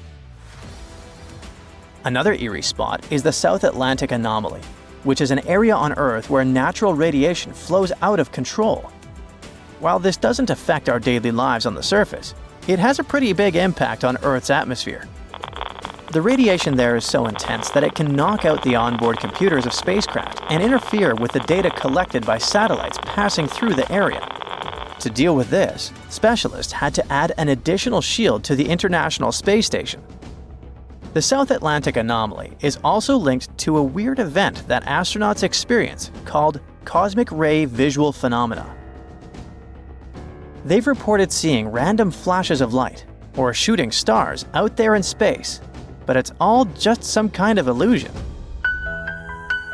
From wild radiation to strange seismic activity. The Wharton Basin in the Indian Ocean is a place known for unusual tectonic events. In April of 2012, a massive earthquake measuring magnitude 8.6 hit the region. This was considered the largest intraplate earthquake ever recorded, meaning it happened within a tectonic plate rather than at its boundary. This caught the attention of scientists, who now speculate that the region might be forming a new boundary between the Australian and Indian plates. But for now, this is all still one big mystery. Now let's head to the Pacific Ocean. More specifically, to the New Hebrides Trench. This submarine trench is about 750 miles long and 45 miles wide. It formed when the Australian plate slid under the New Hebrides plate. There's no doubt that this is one of the creepiest and deepest spots in the ocean. The danger isn't just down in the deep sea either, as this trench has been connected to several earthquakes that affected New Caledonia and Vanuatu. This area also has some strange features. For example, when scientists explored it, they didn't find a single grenadier fish down there. This type of fish is one of the most common deep-sea creatures you'd expect to see in trenches around the Pacific. So why aren't they around the New Hebrides Trench? Maybe they know something we don't. The two remaining vile vortices are the North and South Poles. These two are on the opposite ends of the planet, but they share one thing in common: strange disappearances. One of the most famous stories from the North Pole happened in 1897. 3 brave explorers set out on a journey to reach the North Pole using a hot air balloon. But they never completed their mission. Their mysterious disappearance remains one of the most intriguing, unsolved mysteries in the history of Arctic exploration. The South Pole is also known for similar mysteries. It's believed that hundreds of people may be buried beneath the snow and ice of the coldest continent on Earth. Even with all the advancements in technology and knowledge, the South Pole can still be extremely dangerous for anyone who ventures there. The temperatures can drop to almost minus 130 degrees Fahrenheit, and the winds can get up to 200 miles per hour. And that's definitely enough reason to stay away. Now that you're familiar with the 12 vile vortices, let me tell you something even stranger. If you look at a map, you'll see that these places are arranged in a way that looks pretty similar across the globe. Here's the weird part. If you connect these spots where unexplained events have occurred, you actually form the geometric shape of an icosahedron. This could be just a huge coincidence, but the fact that these mystery spots align with this shape makes them even more intriguing. Well, there you are. The sun is scorching, you're thirsty. All you can think about is water and ancient bones under your feet. You're wandering through the Sahara, the largest hot desert on Earth. Right now, you're crossing a stretch of sand called Whale Valley. And all over these 75 square miles of land, fossils cover the ground so thickly that you can't help but step on them. Paleontologist Hesham Salam says it's an unusual picture in this place. The bones are poking right out of the cliffs, as if they're calling to you to come check them out. You can spot ribs scattered all over the place. Look at these vertebrae. They're giant. Ooh, the creature they once belonged to must have been up to 65 feet long. The fossils show that the animal had a streamlined body like today's whale, but still had features like hind legs and feet. For scientists, it means a very exciting thing. They might have discovered a fully intact skeleton of a prehistoric whale. It was an animal that lived in this area when Egypt was underwater. You see, today, the Valley of the Whales is the world's largest ancient whale graveyard. You're likely wondering what marine animals are doing in a desert more than 100 miles away from the nearest coast. Well, millions of years ago, This desert was at the bottom of a massive ocean called the Defies, which stretched from Europe to India. When sea levels dropped, the ocean left behind a seabed covered with fossils. And today, the fossils of some of the earliest known whales rest here, which gives researchers a peek into how today's massive ocean whales may have evolved. The fossils here are super detailed, even with some stomach contents still intact. Uh-oh. Scientists have also found fossils of ancient sharks, crocodiles, and turtles, helping to recreate what this marine world looked like millions of years ago.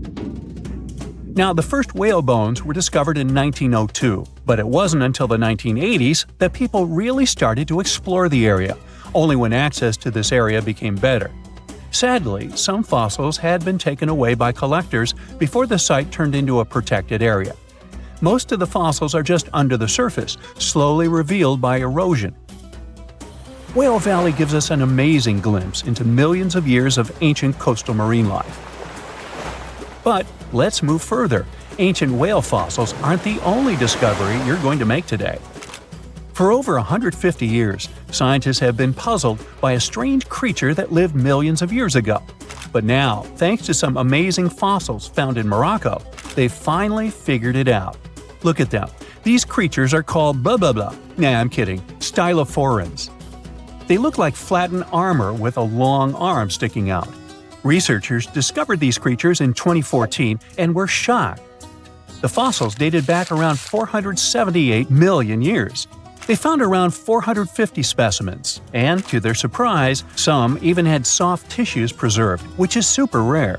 Before this, they only knew stylophorans from their hard parts. Originally, scientists thought these creatures were good old echinoderms, animals like sea urchins and starfish. But new discoveries prove that they had a core body and feeding arm similar to modern starfish, complete with a water vascular system to help them move and eat. This finding ends a long debate about where stylophorans fit in the animal family tree. Now we know they're related to echinoderms, but are more advanced because they don't have the typical 5-ray symmetry. Ooh, come here and look at this giant fossil. It was found in the Sahara and gave scientists new insights into the Spinosaurus, the largest carnivorous dinosaur we know about. These 95-million-year-old remains also confirm that it was the first known swimming dinosaur. The Spinosaurus had flat paddle-like feet and nostrils on the top of its crocodile-like head, perfect for staying underwater. It was a pretty weird dinosaur with a long neck, trunk, tail, and a 7-foot sail on its back, so it must have spent a lot of time in the water. At over 50 feet long, Spinosaurus might have been even larger than T-Rex. The first Spinosaurus remains were discovered about 100 years ago in Egypt, but only this new fossil, found in Morocco, helped scientists reconstruct this dinosaur for the first time. Researchers paid attention to the creature's shorter hind limbs and wide claws. These features point to adaptations for life in the water. Its snout and dense bones also suggest it was a swimmer, while its spiked tail likely attracted mates. Hey, good looking, come here often? And here's another astonishing find made in Tunisia, the remains of Machimosaurus rex. Now, so far it's believed to be the biggest crocodile ever. This ancient croc was about 32 feet long and weighed around 66,000 pounds. It was a top predator around 130 million years ago, and its skull was over 5 feet long. Now, this discovery is a big deal because it shows that these crocs stuck around longer than we thought. Before this, scientists believed that they disappeared during a minor extinction event between the Jurassic and Cretaceous periods. Now, let's go back to the fact that the Sahara was once underwater, and some of the largest sea creatures ever lived there. A study published in the Bulletin of the American Museum of Natural History speaks about an ancient body of water called the Trans-Saharan Seaway. It existed between 150 million years ago, covering parts of Western Africa. Scientists spent 2 decades trying to recreate this prehistoric underwater world. They found it was warm and shallow, home to some pretty terrifying creatures, including 5-foot-long catfish and 40-foot-long sea snakes. Yikes!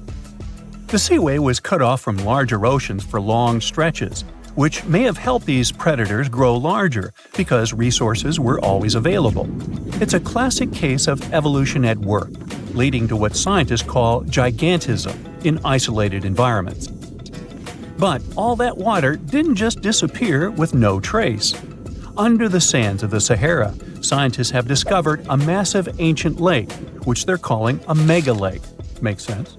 This lake formed around 250,000 years ago when the Nile River flooded the eastern Sahara. At its biggest, this lake covered over 42,000 square miles.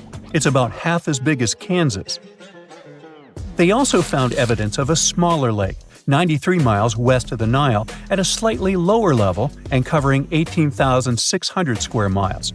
All of this adds to growing evidence that once, North Africa had many lakes that might have created migration routes, helping early humans move across the continent. Now, in the Sahara, you can find not only fossils of bizarre animals. In May 2020, some weird rocks with greenish crystals were discovered in a sandy region in southern Algeria's Sahara Desert. When scientists checked them out, they found out these rocks weren't from Earth. They were actually pieces of a meteorite called Erdchak 002. This meteorite is super old, like the oldest volcanic rock ever found. It melted ages ago in the fiery heart of an ancient protoplanet that no longer exists. Researchers had recently published a study in Nature Communications, revealing that they have analyzed lead and uranium isotopes in Erdchak 002 and found out it's more than 4.5 billion years old. Another cool discovery made in the Sahara is quite unexpected. A few years ago, scientists found what they think are the world's oldest colors, and they're bright pink. These pigments were uncovered from rocks that are around 1.1 billion years old in the Sahara Desert. The colors came from microscopic organisms, as animals didn't exist back then. The discovery was made by a PhD student who crushed the ancient rocks and analyzed the pigments. These pink pigments are actually ancient chlorophyll from photosynthetic organisms that lived in an ocean that's long gone. Researchers are now sure that this finding could help explain why larger, complex creatures showed up much later in Earth's history. Before these colors were discovered, scientists didn't know what was missing in the food chain that delayed the evolution of larger animals. Now they understand that tiny cyanobacteria were at the bottom of that chain. Apparently, this discovery is not just about finding some old pink stuff. Scientists believe it's a breakthrough in understanding the history of life on Earth. Big news! Santa is real, and he looks like this. I know it's not exactly how we pictured the jolly old guy, but a recently discovered tomb might just be the proof we've been waiting for to show that St. Nicholas was real and Turkish. Turns out, he wasn't a North Pole native, but a kind-hearted bishop from the 4th century, famous for giving gifts to everyone. The legend says he was a wealthy man born in the ancient city of Patara, modern-day Turkey, who traveled to the countryside to help the poor and the sick. For centuries, though, people couldn't be sure he actually existed. Some historical sources say he was buried in Myra, which is now called Demre, Turkey. Since the 80s, archaeologists have been digging around this area, trying to prove it. And now, their Christmas miracle has finally come true. After digging 6 feet deep in an annex of St. Nicholas's church, they uncovered a mysterious limestone tomb, about 2 meters long. While they're pretty sure this is St. Nick's final resting place, they're still searching for an inscription to confirm its exact age. Now, if we're talking about the fictional Santa Claus, legend says his home is in Lapland, Finland. Back in 2018, archaeologists made an interesting discovery that could finally prove that Santa was real. They were digging at a site called Tiny Aro when they stumbled upon about 200 burial pits. But when they looked inside, there was definitely no sign of Santa. Actually, there were no human skeletons at all, just a bunch of things like pottery and animal bones. So no one really knows what this place was. That was the complete opposite of what happened with a group of archaeologists working in the ancient city of Petra, Jordan. Since 2003, there have been rumors about hidden chambers beneath the famous monument called Al-Khazneh, also known as the Treasury. 21 years later, a team finally decided to dig and uncovered an intact tomb. Inside, they found at least 12 human skeletons and artifacts estimated to be over 2,000 years old. Hundreds of thousands of tourists travel to Al-Kazna every year, and most of them probably go there to see the site of the Holy Grail in the movie Indiana Jones and the Last Crusade. So, do you want to know the funny part? One of the skeletons in the tomb was clutching a ceramic chalice that looked a lot like the Holy Grail. You probably remember the devastating fire that caused massive damage to Notre-Dame in Paris back in 2019. Because of that, the building, originally built between the 12th and 13th centuries, had to be restructured. But archaeologists saw it as a golden opportunity to dig into the site and uncover its hidden secrets. The team was only allowed to dig about 16 inches beneath the floor, but that was enough. As soon as they removed the floor tiles and cleared away a thin layer of dirt, they spotted the top of a lead coffin. Then, they found some limestone sculptures, including life-sized heads and torsos. Altogether, they uncovered over 1,000 fragments of different works of art. Ancient statues have been found in the most random places, including a sewer. In July 2024, Bulgarian archaeologists were checking a Roman sewer in the ancient city of Heraklia Sintika when they found a nearly 7-foot-tall marble statue of Hermes, the Greek messenger deity. This town was completely devastated and abandoned after 2 earthquakes, one in the year 388 and the other in the year 425. But somehow, it didn't destroy this statue. In fact, its head was found in surprisingly good condition.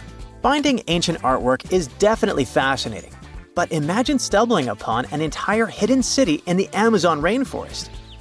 Using high-tech lasers, researchers uncovered a lost civilization with thousands of structures and a whole network of roads, canals, and houses, all buried beneath the dense jungle. This city was built around 2,500 years ago, in an area located in the shadow of a volcano, which, by the way, could have erupted and destroyed this civilization at some point. It's hard to say exactly how many people live there, but experts estimate they stayed up there for about 1,000 years. This discovery proves ancient people also had huge organized cities in the middle of the Amazon. A similar thing happened in Campeche in southern Mexico. An archaeologist was doing some research on the internet when he accidentally discovered a hidden Maya city. This area, now called Valeriana, was huge, about the size of Edinburgh, the capital of Scotland. It had pyramids, sports fields, amphitheaters, and paths connecting different districts. Thanks to satellite images, archaeologists uncovered an entire unknown civilization from the Bronze Age. They were checking out aerial images when they discovered 100 prehistoric settlements in the Pannonian Plain, a region that includes parts of what's now Serbia and Hungary. The people who lived there are now known as the Titsa Site Group, and it looks like they were a pretty well-organized society, skilled at growing food, hunting, and fishing. Google Earth helped a team to uncover a mysterious set of 400 ancient gates in Saudi Arabia.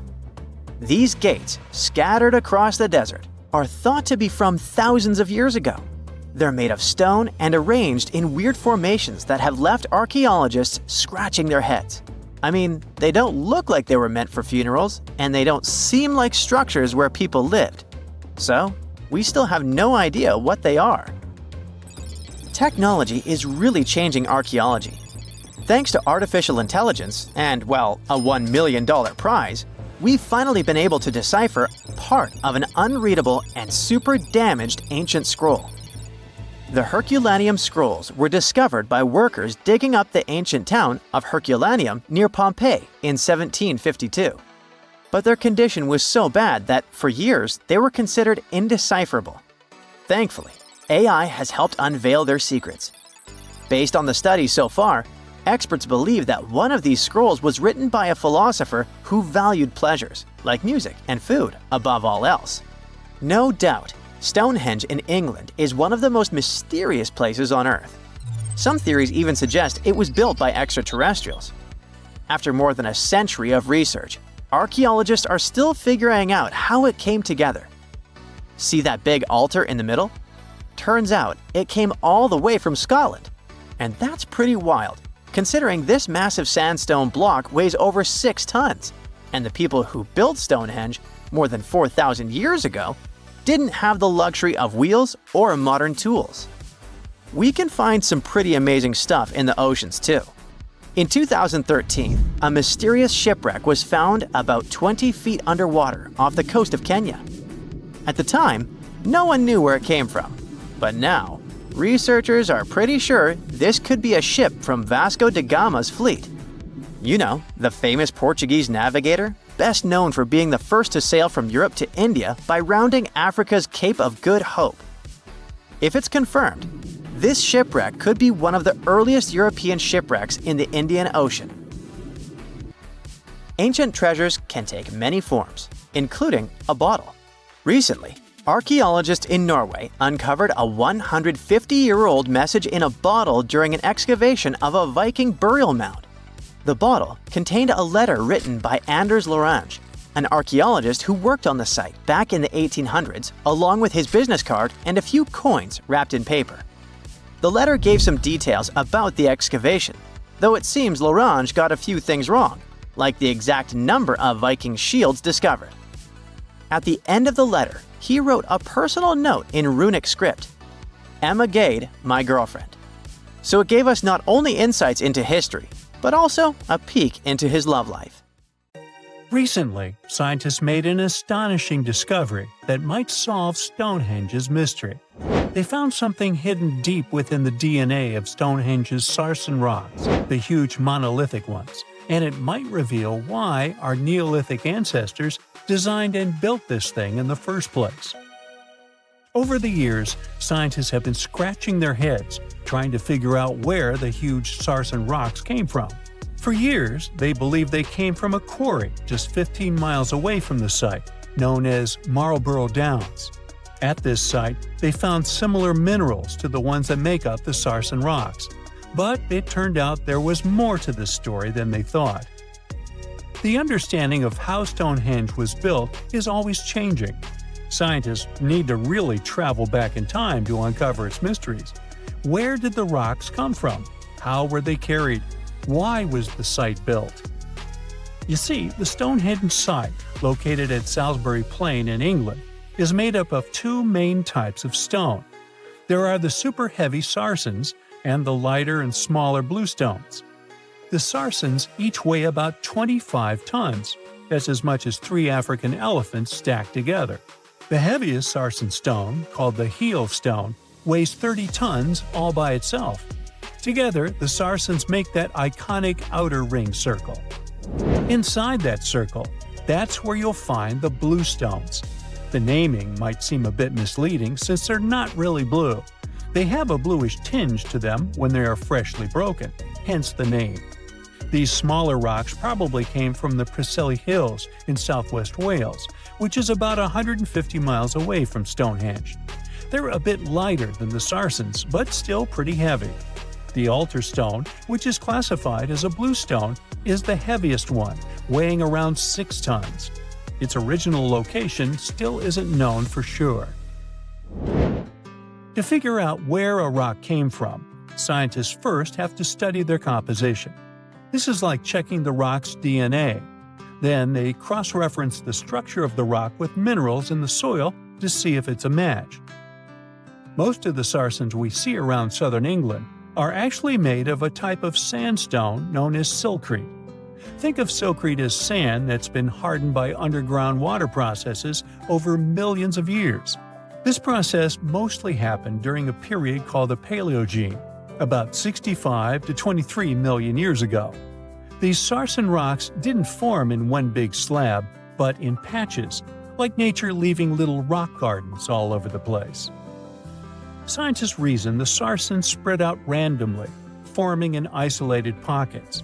Over time, many were buried under layers of clay and chalk, which helped preserve them. When ancient builders were on the lookout for materials, these sarsens must have looked perfect for something impressive like Stonehenge. Actually, sarsens have been used in everything, from Roman villas to medieval churches, and even in things like road curbs and old field walls. One could say these rocks were the it material for ancient builders, and continued to be popular even into more modern times. This fact made scientists start wondering that maybe not all sarsen stones that were used to build Stonehenge came from the same place. They've identified sarsen sites all over the UK, in places such as Oxfordshire and Kent. After hundreds of years of studying the sarsens, geologists finally had the right type of technology to determine the origin of the stones.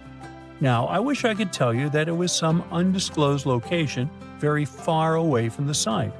But, as it turned out, the sarsens were originally from Westwoods, the forest near Stonehenge.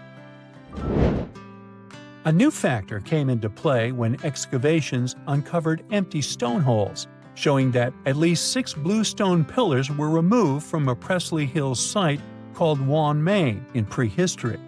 They had a stone circle over there, and it's believed that some of Stonehenge's rocks were recycled rocks from this more ancient circle.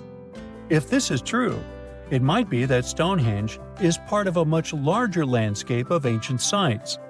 If this is the case, then Stonehenge is just the cherry on top of a much larger scale project. Think of it as the sacred centerpiece of an entire landscape of monuments, mounds, stone circles, and things. This is why scientists want to find out where the rocks came from so badly. It could lead to why and how Stonehenge was built. Now, Stonehenge didn't just pop up overnight.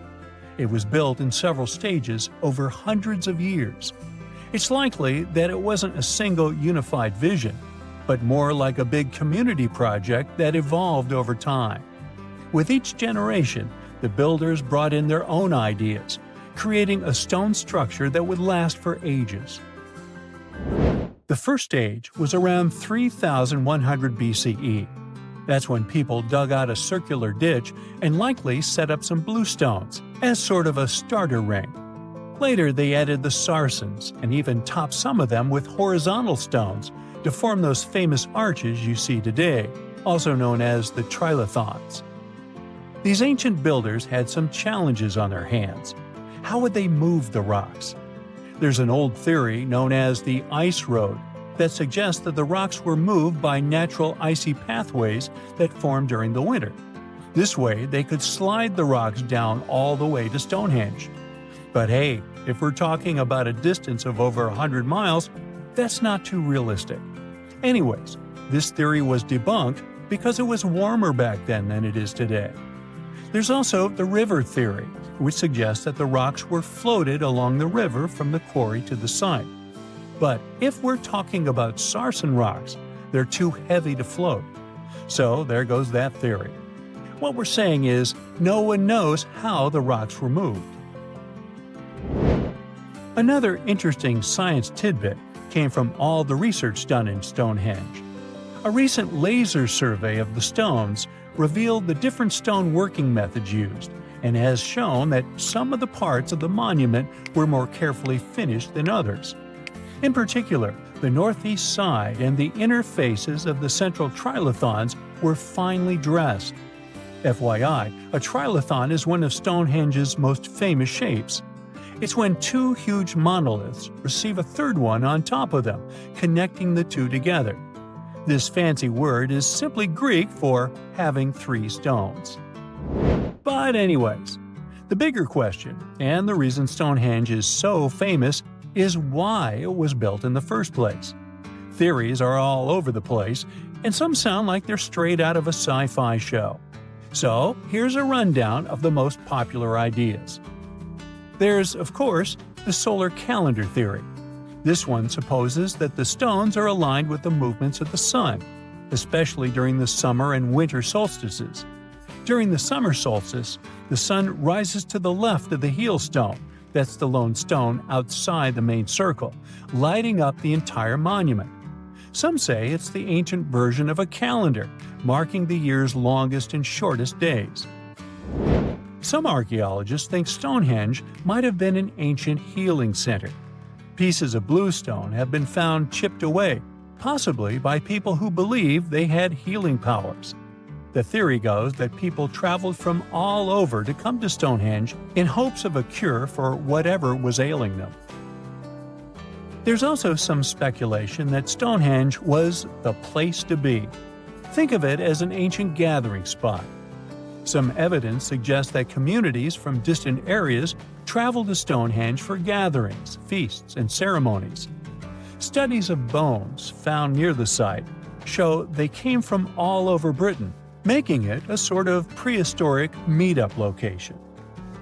There are entire communities of unusual tiny organisms that live in lagoons in Patagonia, and they are some of the first forms of life ever. No one had known about them until two scientists, Brian and Maria, went to explore certain areas in Patagonia. Now, Patagonia occupies nearly half of Argentina, and few people live there, only some farmers and sheep ranchers that mostly stay near rivers and grow things such as apples, pears, and alfalfa. A long time ago, it was a wild and distant place where Indian tribes lived. But this time, we're going to follow the tracks of life forms that appeared long before humans and look closer at these interesting microorganisms Brian and Maria found. Those two had to drive for 9 hours on some rough roads to reach their destination. They stayed in a small village. Only 35 people live there. These people depend on just one spring because it almost never rains there. On the last night in the village, Brian realized that satellite images he had taken had shown a set of lagoons that were only 10 miles away. The next day, the small team jumped into a car and went up the road as far as they could until it became too difficult to drive. They continued hiking the rest of the way. It was hard because they had to carry water to deal with the intense sunlight. In some spots, they ended up sinking up to their knees in a slush made of salt. Up there were 12 lagoons with perfectly clear waters. The place itself didn't offer much except for very acidic and salty water and intense direct sunlight.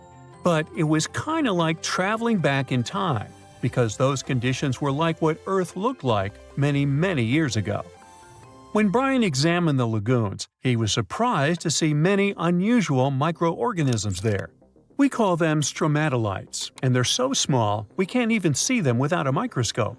But they get together and form large communities. In the past, many unusual species lived this way. For example, cyanobacteria. They were important back in their time because they produced oxygen. Earth, in its initial stages, didn't have much of this gas in its atmosphere. The first stromatolites might have been formed by diverse types of bacteria that didn't necessarily produce any oxygen, but were just living their peaceful life there. They formed layers, piling on top of one another, so that at least some of them could get a bit of sunlight. They used sand and sticky liquids to stay close together. Brian was also incredibly surprised because those were the biggest living stromatolites he had ever seen. Living stromatolites usually grow to be over 3.3 feet high, but the newly found ones were 15 feet wide and a few feet tall, which is giant compared to those living in other places. And fossilized ones were even larger. A long time ago, they could grow bigger than today because there weren't many other species that could eat or harm them. Also, there are many other organisms today that can grow faster and more massive than them and take up their space. That's why stromatolites can only survive in rare places where hardly anything else can live, like in these very salty lagoons located high above sea level in Punta de Atacama. The stromatolites found there are the most famous ones because they might be some of the best examples of the earliest life on our planet. But they're not actually the first form of life on Earth. The oldest of their fossils are 3.5 billion years old, while some other evidence we have tells us that life on our planet appeared around 4.1 billion years ago. Maybe some stromatolites lived back then as well. But Earth has changed a lot since then, and the places where they might have lived haven't survived. Now, all this may not seem like a lot at first glance, because no one has found an exotic and weird beast our world has never seen. But these are notable examples of what searching for life somewhere else in the universe might look like. Scientists who are interested in studying Mars often come to this place, since it might be similar to what the red planet looked like an exceptionally long time ago. If there were fossils hidden in the ancient rocks on Mars, they might look like these stromatolites. Another faraway land has revealed some of its secrets. It's Antarctica, with an ancient lost world found under its ice.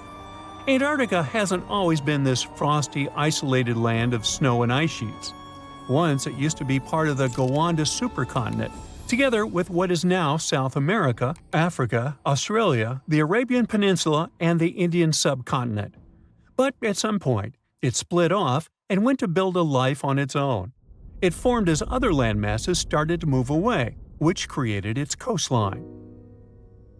But Antarctica was different in many other ways back then too. It used to be a land covered in magnificent forests and rivers full of life. Scientists use radar and satellites to explore a mysterious world hidden under the ice there. This ancient land, which is close to the Indian Ocean, is as big as the U.S. state of Maryland or Belgium. It's more than 14 million years old. Some studies say that this area formed over 34 million years ago, which was way before Antarctica got into its deep freeze. At first, temperatures there were higher, possibly like the weather in Patagonia or the cold, temperate rainforests of Tasmania, New Zealand, or maybe even more tropical than that. But as the climate became cooler, small glaciers started forming on hills close to the rivers. Valleys sunk deeper because of all that ice covering them. And then, temperatures dropped even lower, and a giant layer of ice covered the entire continent, hiding those old glaciers.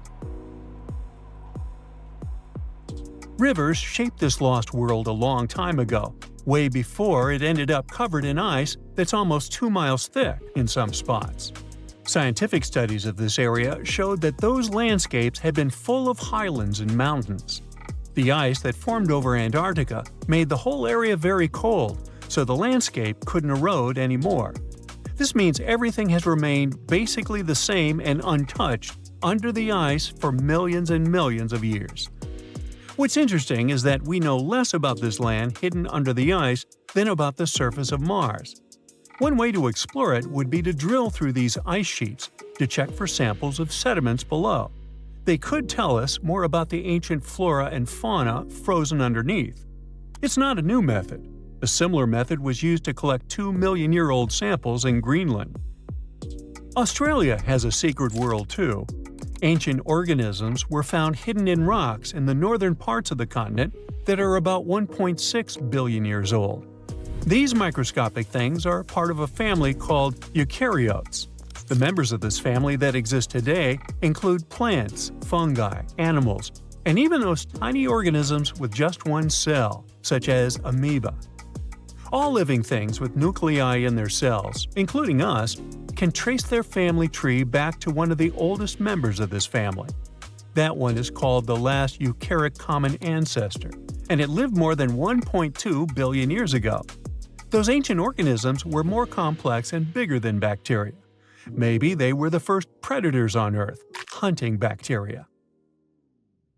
There once was a kingdom where the ancient Egyptians traveled to buy gifts for pharaohs, sort of like an ancient shopping mall. This kingdom, named the Land of Punt, was rich in luxury goods, including gold, aromatic resins, blackwood, ebony, ivory, and exotic animals like leopards and baboons. All of these sound like great gift ideas to me. The Land of Punt was an especially important trading partner for Egypt for over 1,000 years. But if you plan to go there, the bad news is that it hasn't survived to these days, and nobody knows for sure exactly where Punt was located. We only know about it from records. The most famous of them were left on the walls of the temple of Queen Hatshepsut, who had sent an expedition to Punt. Scientists have been trying to find the exact location of this rich land for over 150 years. It could have been southeast of Egypt, in a coastal region south of it along the Red Sea, Gulf of Aden, and the Indian Ocean, or it could have covered the Horn of Africa and the area across the sea in southern Arabia. Now researchers were finally able to narrow down the possible locations thanks to a study of baboon mummies. Ancient Egyptians admired baboons and even thought they were related to the deity of the moon and wisdom. One species, the sacred baboon, was often shown in wall paintings, sitting with its tail curled to the right and was mummified in this position. Another type, the olive baboon, was wrapped up in one giant cocoon. Both types were found in the tombs of the Valley of the Kings. But if you remember geography lessons, baboons just don't wander around Egypt, so they must have been brought there through trade with other regions. Primatologists, Egyptologists, geographers, and geochemists look at the mummified baboons from two different time periods in ancient Egypt. Some were from the New Kingdom period, and others were from the Ptolemaic period. The scientists did some more hard work and analyzed tissues from 155 baboons from 75 separate places in eastern Africa and southern Arabia. Those were all areas that they thought could be the ancient land of Punt. They measured oxygen and strontium in the baboons' bodies. When animals drink water and eat plants, their teeth, hair, and bones show a geographic signature of where they've lived, thanks to these elements they contain.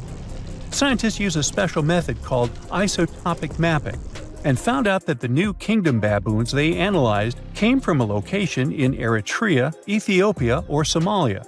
5 mummified baboons from the Ptolemaic period had strontium levels that matched those found in Egypt. So, ancient Egyptians might have had a special place to breed and keep baboons, probably in Memphis, a city in Lower Egypt, not Tennessee. Meanwhile, paleontologists from New Zealand got lucky, as some boulders had split open from the tide and revealed fossils of the largest penguin that has ever lived on Earth. The scientists used laser scanners to make 3D models of the ancient penguin bones. They compared these bones to the flipper size of modern penguins and did some math as to how much the old penguins might have weighed. Today, the biggest penguins, emperor penguins, weigh between 55 to 100 pounds. Researchers think that the penguins from the past that they found weighed around 340 pounds, real giants in the penguin world. These huge flightless birds lived in the oceans around New Zealand more than 50 million years ago, after the dinosaurs went extinct. They totally took advantage of their big bodies to stay warm in the cold water. They might have even traveled the world thanks to it. And they'd scare off any predators, but they didn't have any. The asteroid that took down the dinosaurs also got rid of most big marine reptiles, and the ancestors of seals and whales were still living on land. Back in 1992, 4 farmers in China were draining water from their ponds and accidentally bumped into a ship full of gold and ancient statues worth millions. Just kidding, they actually found the Longu Caves. Those are 24 big caves created by people a long, long time ago. Even though they are so large and well-made, no one knows who built them, why they were built, or how they were built. Experts think the caves are at least 2,000 years old, but they don't understand why these caves aren't mentioned in any historical records. All of the Longu caverns look the same and aren't connected to each other. Each cave has one entrance connected to a vertical shaft with a carved staircase. Rain and water from the surface can flow into the caves through these stairs. To manage this water, the caves have special grooves, channels, and a system to catch the water at the bottom. So it looks like the ancient builders were real pros when it came to drainage and water management. Maybe my town could learn a lesson from them, as it turns into Venice after every heavy shower. Anyway, the caverns were built below a hill, named after a bird that is one of the most respected creatures in Chinese mythology and culture. It symbolizes all the best things, like high virtue, grace, and the union of yin and yang. Scientists think there could be a connection between the caverns and the bird, but it's just a theory so far. Experts from the National Institute of Ocean Technology in India were doing their routine pollution surveys when they found some structures that looked like a city underwater. Using special sonar technology, the team found big geometric shapes on the ocean floor. They brought up different items from the site, like pottery, beads, sculptures, parts of walls, and even human bones and teeth. They thought the ruins belonged to a civilization older than the Bronze Age Indus Valley Civilization, which is the earliest urban culture of the Indian subcontinent that we know of so far. But not everyone joined in on celebrating this awesome discovery. Some archaeologists refused to believe it and thought it could be some computer tricks. And even when they saw hundreds of artifacts from the ocean floor, They said an ancient river could have brought them there from someplace else. The team that discovered the underwater site decided to prove they were right. They chose a piece of wood as their main evidence. They tested it and found it was 9,500 years old. That could be the age of the entire site. Skeptics still insist that we can't rewrite all human history because of one piece of wood. Even 23 years since the discovery, no one is sure about the final answer. This is partly because it's hard to explore the site. It's in extremely dangerous waters with strong currents and riptides. During the cool Antarctica summer, from late November through January, geologists from the University of Wisconsin-Milwaukee climbed the frozen slopes of the McIntyre Promontory in the Transantarctic Mountains. High above the ice fields, they looked through the mountain's gray rocks for fossils from when the continent had green forests. By the end of their trip, the geologists found fossil pieces from 13 trees. These fossils show that the trees are over 260 million years old. This means the forest grew at the end of the Permian period before the first dinosaurs even appeared. More than 90% of all species on Earth disappeared back then, including the polar forests. These trees would have been very tough if they grew in Antarctica and could have survived. But a huge increase in gases, like carbon dioxide and methane, must have taken them down. This Antarctic forest is a terrific way for us to see what life was like before the extinction, and we might even understand what caused it. It also shows us how plants were different back then from those we are used to now. For more than 3,000 years, the gold mask of Pharaoh Tutankhamun stayed hidden in the Valley of the Kings. This artifact, which stands about 21 inches tall, shows how skilled and artistic the ancient Egyptians were. But nobody expected that X-rays would reveal its biggest secret. King Tut was the last ruler of his family during the 18th dynasty. He took the throne at just 9 years old, but ruled for only 10 years before he passed away unexpectedly. If we're being honest, back in ancient Egypt, he was mostly forgotten by the rulers who came after him. His tomb wasn't a big deal for them, so much so that even the grave robbers forgot about him. It might sound a bit sad, but the truth is that it was actually great news for us. Since his tomb was practically forgotten, it ended up being perfectly preserved. While the other tombs in the Valley of the Kings were looted, his remained sealed and untouched. So when it was discovered back in 1922, it had over 5,000 precious objects inside. That made Tutankhamun basically an instant celebrity and one of the best-known pharaohs nowadays. Among the treasures was the most stunning piece, his golden mask. This mask is said to be an exact image of the king's face, or at least it was supposed to be, but we'll get to that later. The purpose of this accurate representation of his face was to make sure that his soul would recognize him in the afterlife and return to his mummified body. In ancient Egyptian beliefs, this would allow him to continue living in the afterlife. The details of the mask clearly looked incredibly difficult to create, but people didn't realize how complex it truly was until many years later. The first X-rays of the mask were taken in 1967. Back then, the main reason for these scans was practical – conservation. The mask was heading to Paris for an exhibition, and it was the first time it had ever left Paris. This would help them keep track of any changes during the exhibit. Plus, the images could give clues about how the mask was made. But back then, they probably didn't fully realize just how complex its construction was. I mean, Egyptian goldsmiths didn't use modern soldering techniques. So, how did they make this mask? New X-rays taken in 2007 gave us some answers. It turned out the Egyptians didn't use pure gold, which is 24 carats. The mask was actually made of 23-karat gold, meaning it was mixed with another material.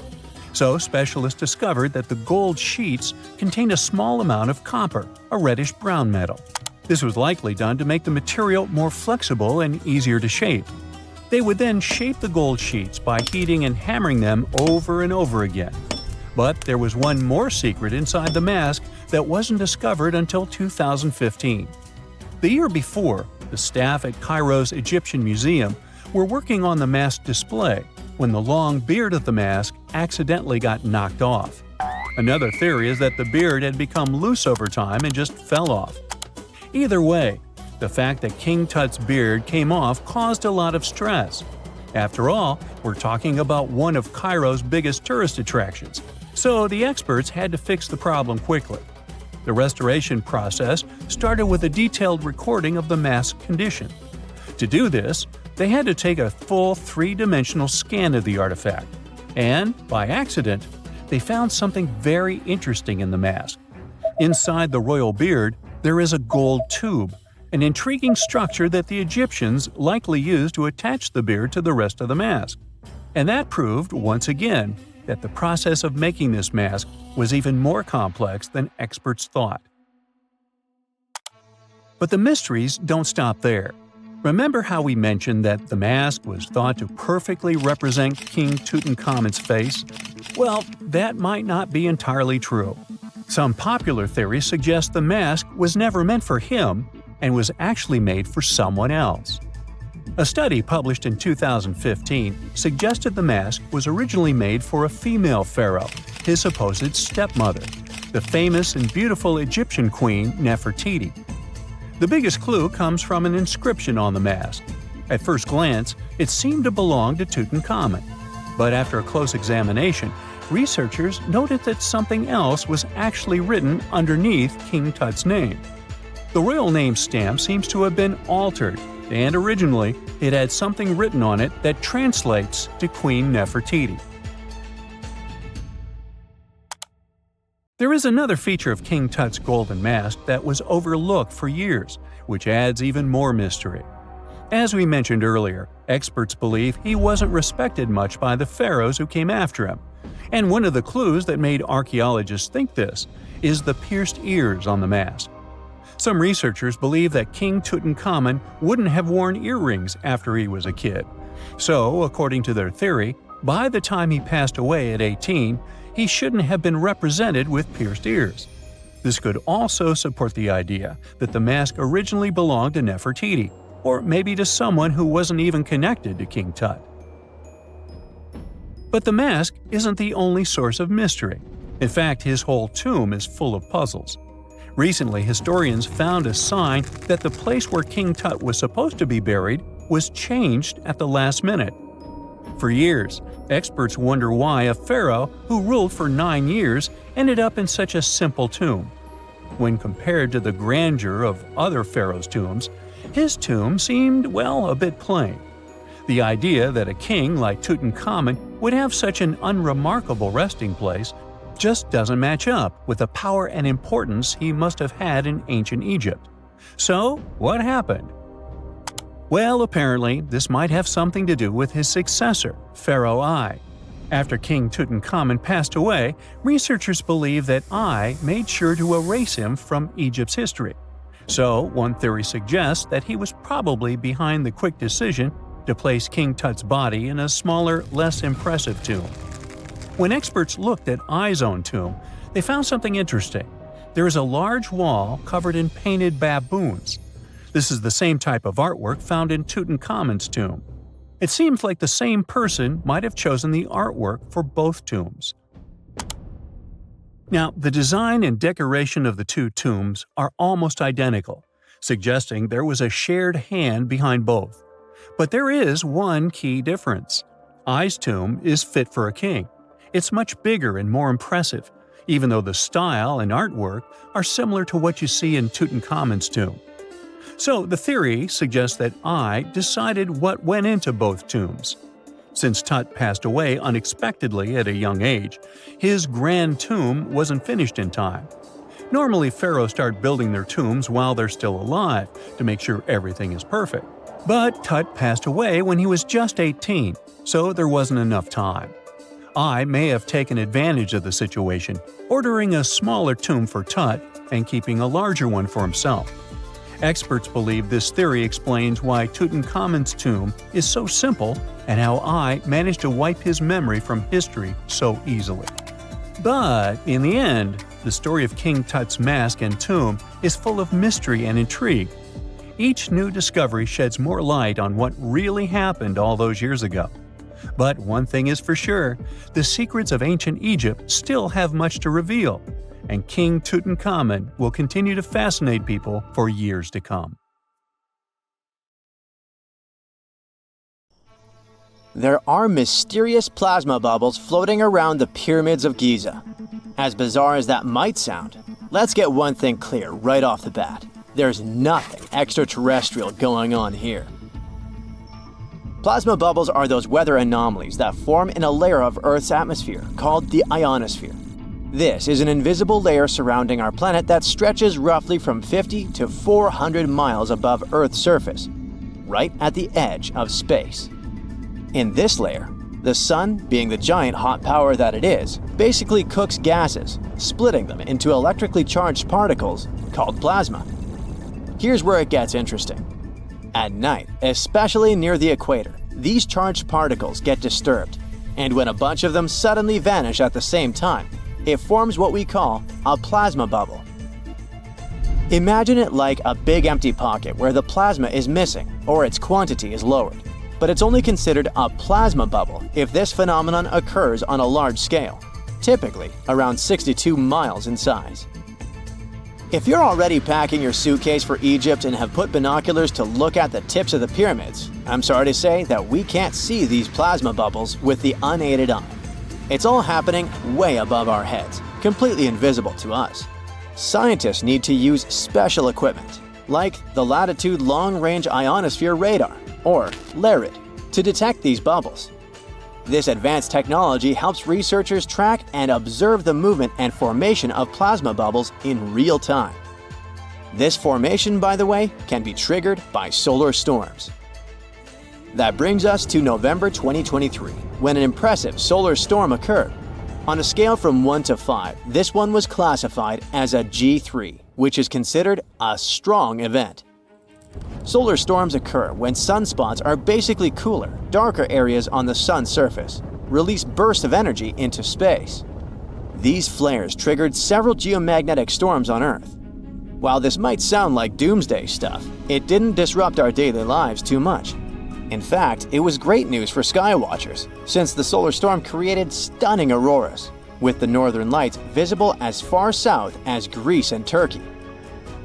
But this particular storm in 2023 also had another interesting consequence.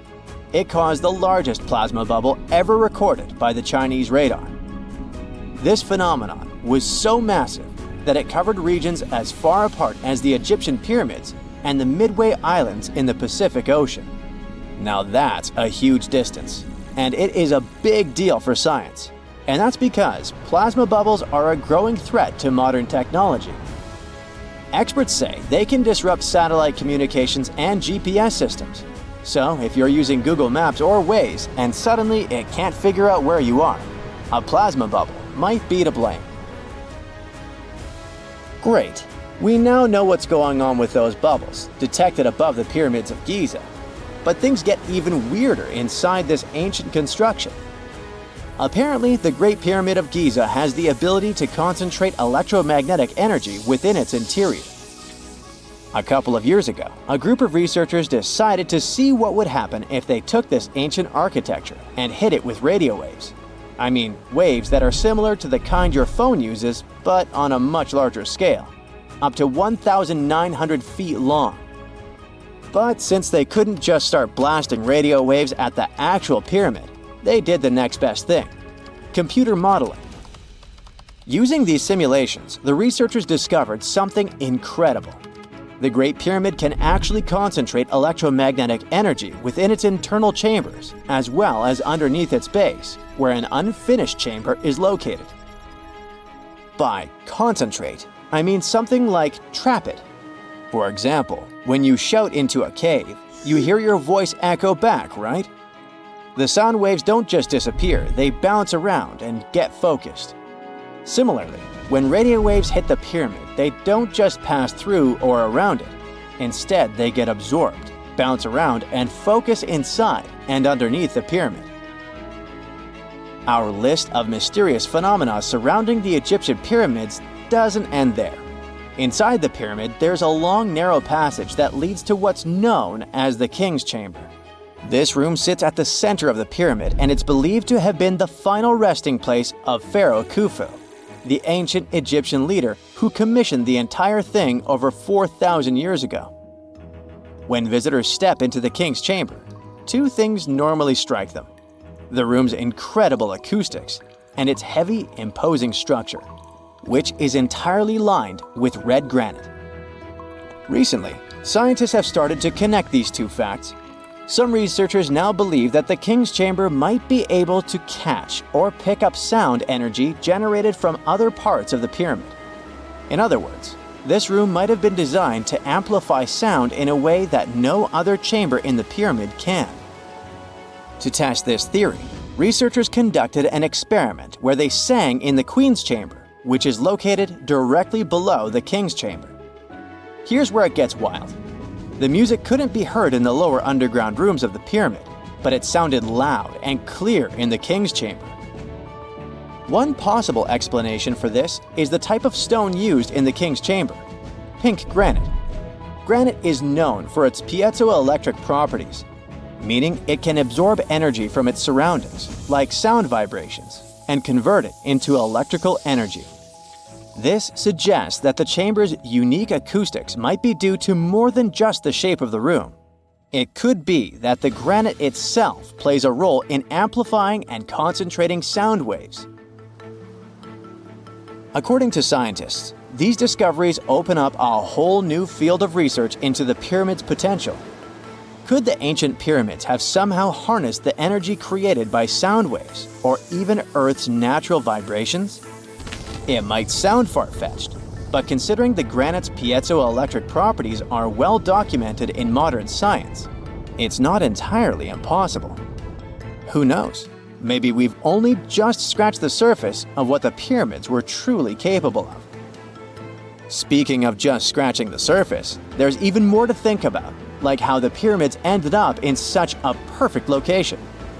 It seems the builders lined up the Great Pyramid with the cardinal points, meaning its sides are almost perfectly aligned with the four main directions: north, south, east, and west. There are many theories about how they did it, but one study suggests that Egyptians might have used the fall equinox to achieve this perfect alignment. During the equinox, the sun rises and sets directly in the east and west. It probably made it easier for builders to use the sun's position as a guide. By watching the sun during this time, they could make sure the pyramids were positioned just right. If we think about all these strange things about the pyramids, I mean their perfect alignment, the ability to concentrate radio waves, and the materials used in the chambers that might generate electrical energy, could the real purpose of the pyramids actually be much more complex than just being tombs? Well, Nikola Tesla thought so. It is said that the famous inventor and engineer was kind of obsessed with the Egyptian pyramids, and he wondered if they might actually be giant energy transmitters. He believed the shape and position of the pyramids could help them function as huge generators, capable of producing free, limitless energy.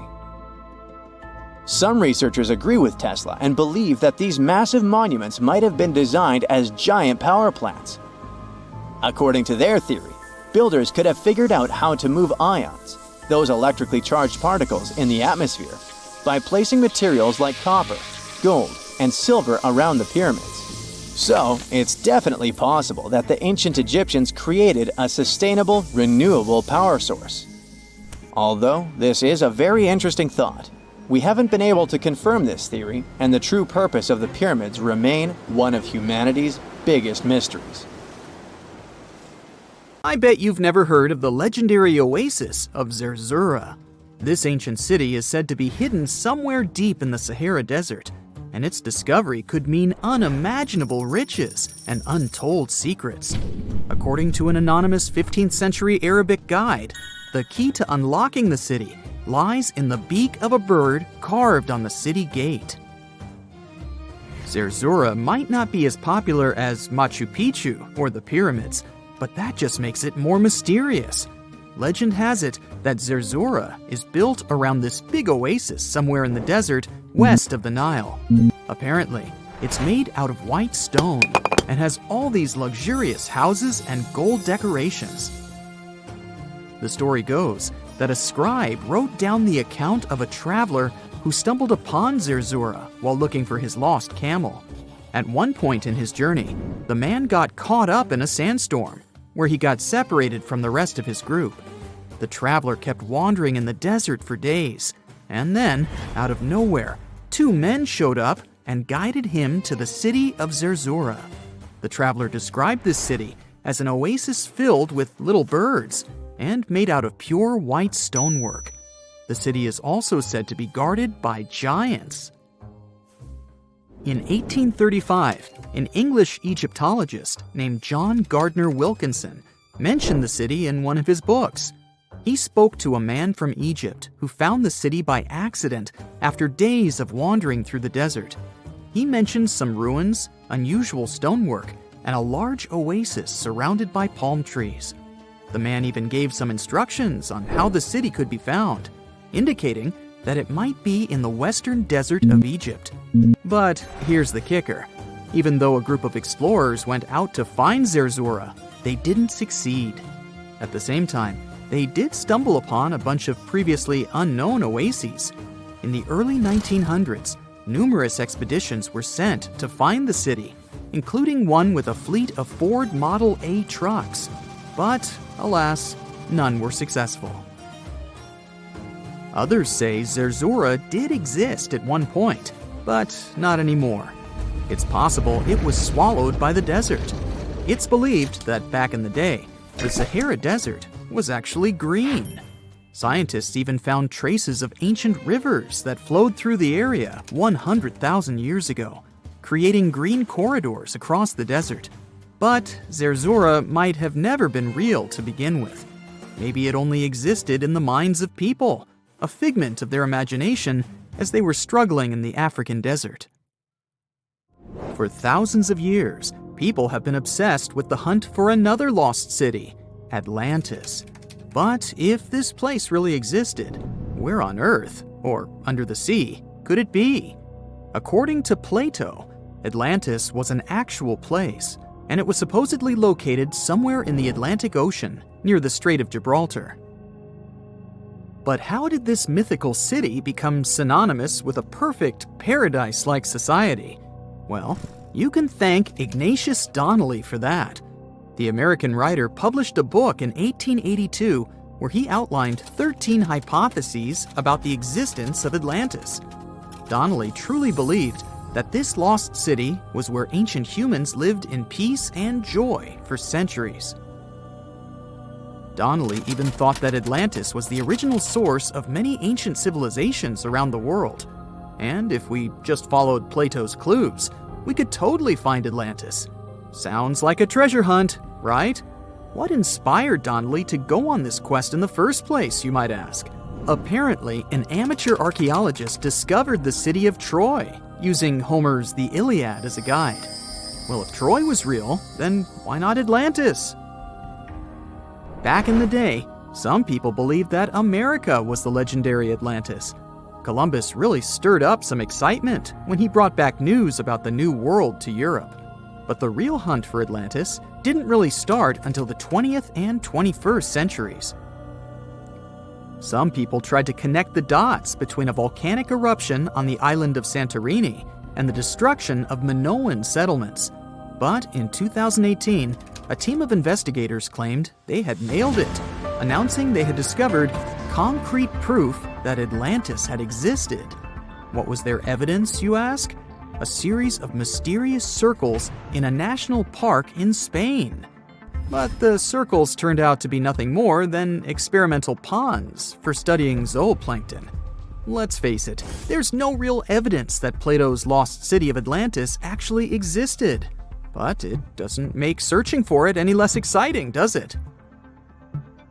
The Fountain of Youth isn't a lost city per se, but it is another mythical location that many have claimed to have stumbled upon over the years.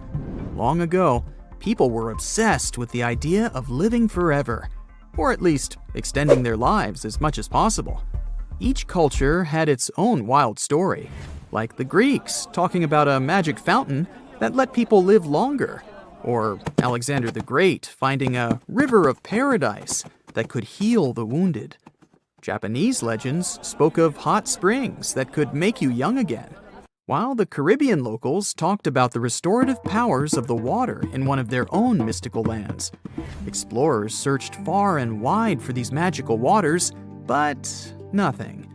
Probably the most famous of all was the story of the Spanish explorer Juan Ponce de Leon, who thought he'd found it in Florida. Now, Ponce de Leon was quite a character. He sailed with Columbus and became an important figure in the area now known as the Dominican Republic. He found gold in Puerto Rico and even became the island's administrator. But when the ruler of Spain decided to replace him in his duties, he got upset and decided to explore Florida, looking for gold and the elusive Fountain of Youth. He explored the Bahamas, but sadly, he didn't find any gold or magic water. He did, however, make his way to Florida. He explored the coast and even discovered the Gulf Stream. Unfortunately, his last expedition didn't go well, and he was wounded. But the legend of him searching for the Fountain of Youth lived on. Even though historians don't think he was really looking for the Fountain of Youth, thousands of people visit the Fountain of Youth Archaeological Park every year to try the sulfur-smelling water. It's the oldest attraction in Florida, which has been around since the 17th century. Some say the water has unusual properties, but I'll leave that up to you to decide after you visit this place. Norse mythology has its own mysterious land called Thule. It's said to be somewhere between Scandinavia and Iceland, where the sun barely shines and the cold bites hard. The folks there survive on a diet of millet, herbs, fruits, and roots, washed down with a grain and honey brew. As for its exact location, scholars can't seem to agree on it to this day. The legendary ancient Greek explorer Pythias was said to be the first to stumble upon Thule during his quest for tin mines. He sailed his way up north, passing by Scotland, and after 6 long days of sailing, he reached Thule.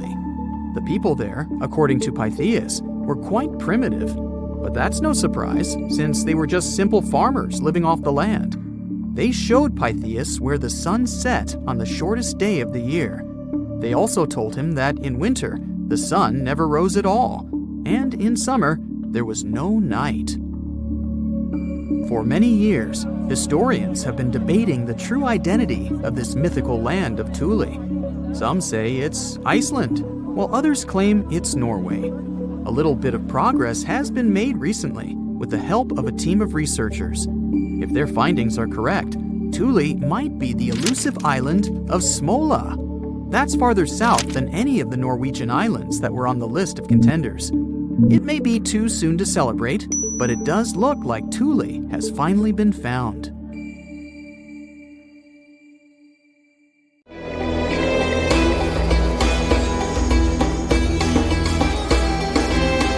The Great Pyramid was created as the final resting place of ancient Egyptian monarch Khufu. According to legend, French leader Napoleon entered the Great Pyramid and came back out looking shaken and super pale. He never revealed what he saw inside, but whatever it was is said to have affected him for the rest of his life. When Napoleon entered the pyramid, he would have walked through a super tight and ascending passageway. He'd then go through another passageway, known as the Great Chamber. This corridor would have been much taller than the previous one, and would have cobbles too. He'd then reach the King's Chamber, the centerpiece of the Great Pyramid, which was lined with huge blocks of granite.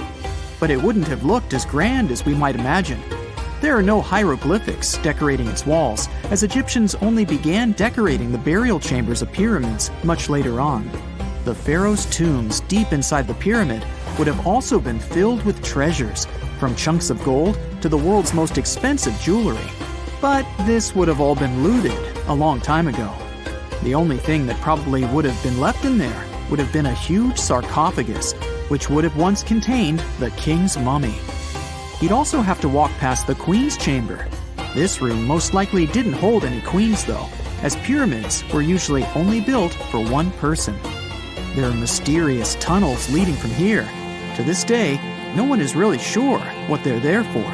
And that's not the only mysterious and creepy thing Napoleon may have encountered, as stories of pharaohs leaving ancient curses on pyramids go way back. Many pyramids had warnings written on the outside, telling of horrifying things that would happen to those who entered and disturbed the peace. We might not know what exactly Napoleon found in the Great Pyramid that scared him so much, but we know for sure what was found in Tutankhamun's tomb.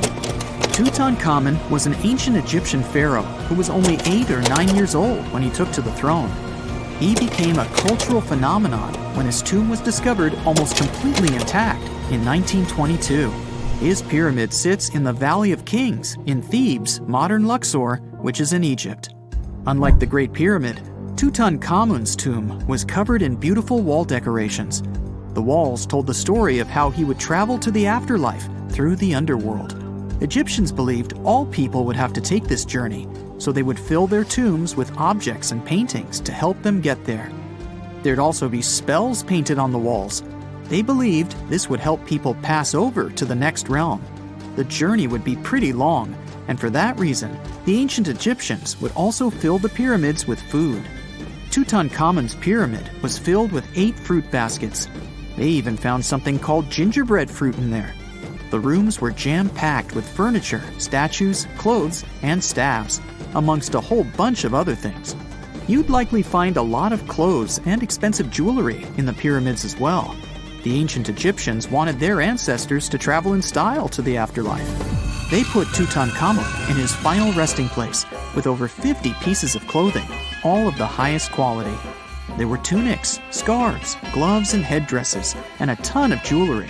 Bracelets, pendants, necklaces, rings, and scarabs for protection were all found inside. Each of them was made of gold or precious stones. There were also fans made of ostrich feathers to keep the old pharaoh cool in the hot Egyptian sun. But the temperature inside the pyramids never actually went above 68 degrees Fahrenheit. The ancient Egyptians developed a super cool air conditioning system that we don't fully understand even today. Tutankhamun's pyramid also contained 130 walking sticks made from ebony, ivory, silver, and gold to help him on his journey. There were 3 chariots hidden away in case he got tired of all the walking. They also put 11 boat paddles inside, but there was no sign of any boat. The pyramids would be littered with the pharaoh's favorite scents and perfumes. During the excavation of Tutankhamun's pyramid, it quickly became clear that it had been robbed during ancient times. There was damage to doors and traces of oils left in empty jars. It looks like someone raided the pyramid for gold and the scents, perfumes, and oils that had been left for King Tut. There was still a bit of perfume, which was made from coconut oil and frankincense, left in one bottle. It seems like Pharaoh Tutankhamun loved board games. There was an ivory traveling set of senet in his pyramid.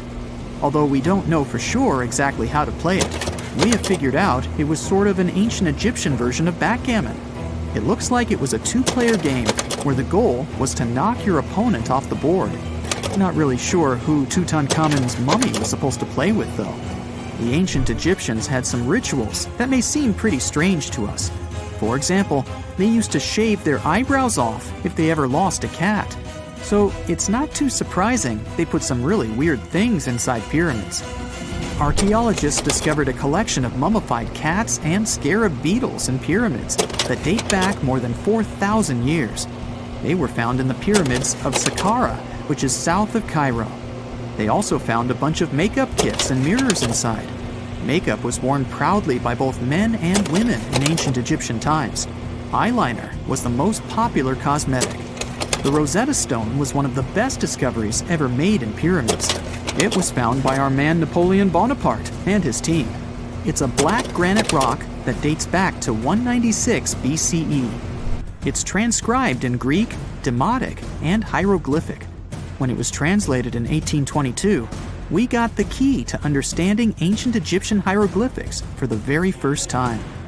The discovery of Queen Hatshepsut's mummy in 1903 changed our understanding of the Egyptians forever. After she had passed away, her successor, Thutmose III, removed most of the evidence of her reign. so we basically knew nothing about Egypt's first great female leader. She's now gone on to become one of the few and most famous female pharaohs of Egypt. Pharaoh Khufu even had a fully fledged boat in his pyramid. Archaeologists uncovered more than 1,200 pieces of a giant boat near the Great Pyramid at Giza. They reassembled the boat, and it's a whopping 144 feet long. It's most likely a solar boat, which was designed to carry the resurrected king with the deity Ra. Fun fact, the Pyramid of Giza is the last remaining of the 7 wonders of the ancient world. The other 6 are the Hanging Gardens, the Colossus, the Temple of Artemis, the Mausoleum, the Lighthouse, and the Statue of Zeus. This pyramid was also the world's tallest man-made structure for 3,800 years, and it's the biggest pyramid in Egypt. It took a staggering 2.3 million blocks of limestone, and some weighed as much as 80 tons. It took an incredible 100,000 laborers and a whopping 23 years to build. Its original height was a mega 480 feet. In 2017, archaeologists discovered something weird about Egypt's Great Pyramid. There's a hidden void that's at least 100 feet long, and no one really knows why it's there or what's actually inside it. The weird void is the first inner structure discovered within the 4,500-year-old pyramid since the 1800s. Scientists used cosmic rays to detect the massive hole, but are still no closer today to finding out what's inside. The ancient Egyptians took a lot of care building the pyramids, and everything was strategically placed and structurally sound, so it's super unlikely that this hole is due to blocks falling over time. Loads of pyramids also contain small model figurines called ushabti. These represented attendants. They believed they would come to life to serve the pharaohs in the afterlife. But it's amazing that all this stuff actually fit inside. There isn't actually a huge amount of space inside the structures. It's mostly just rock. We all know some iconic symbols. The Statue of Liberty screams USA. The Eiffel Tower represents Paris. And this mask? Undoubtedly, it's Tutankhamun's, right?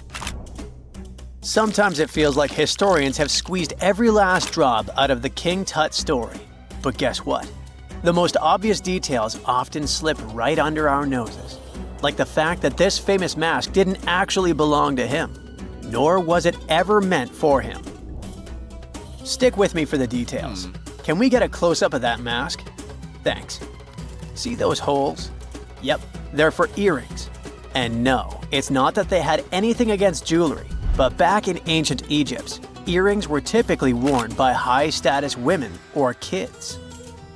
Now, if you know your history, you might say, but Tut was a boy king, wasn't he? You're spot on. He began his reign at just 9 years old. Sadly, that didn't last long as he passed away at a very young age. So when he was 9, he might have worn earrings, but he probably took them off when he hit that no earrings age. Sounds reasonable, right? Actually, not quite. That would have been pretty strange since nobody expected him to pass away young. Certainly not at 9. So no one was preparing a kid's mask for a burial. It's this untimely demise that suggests that the mask used was simply the best option available when Tut passed away.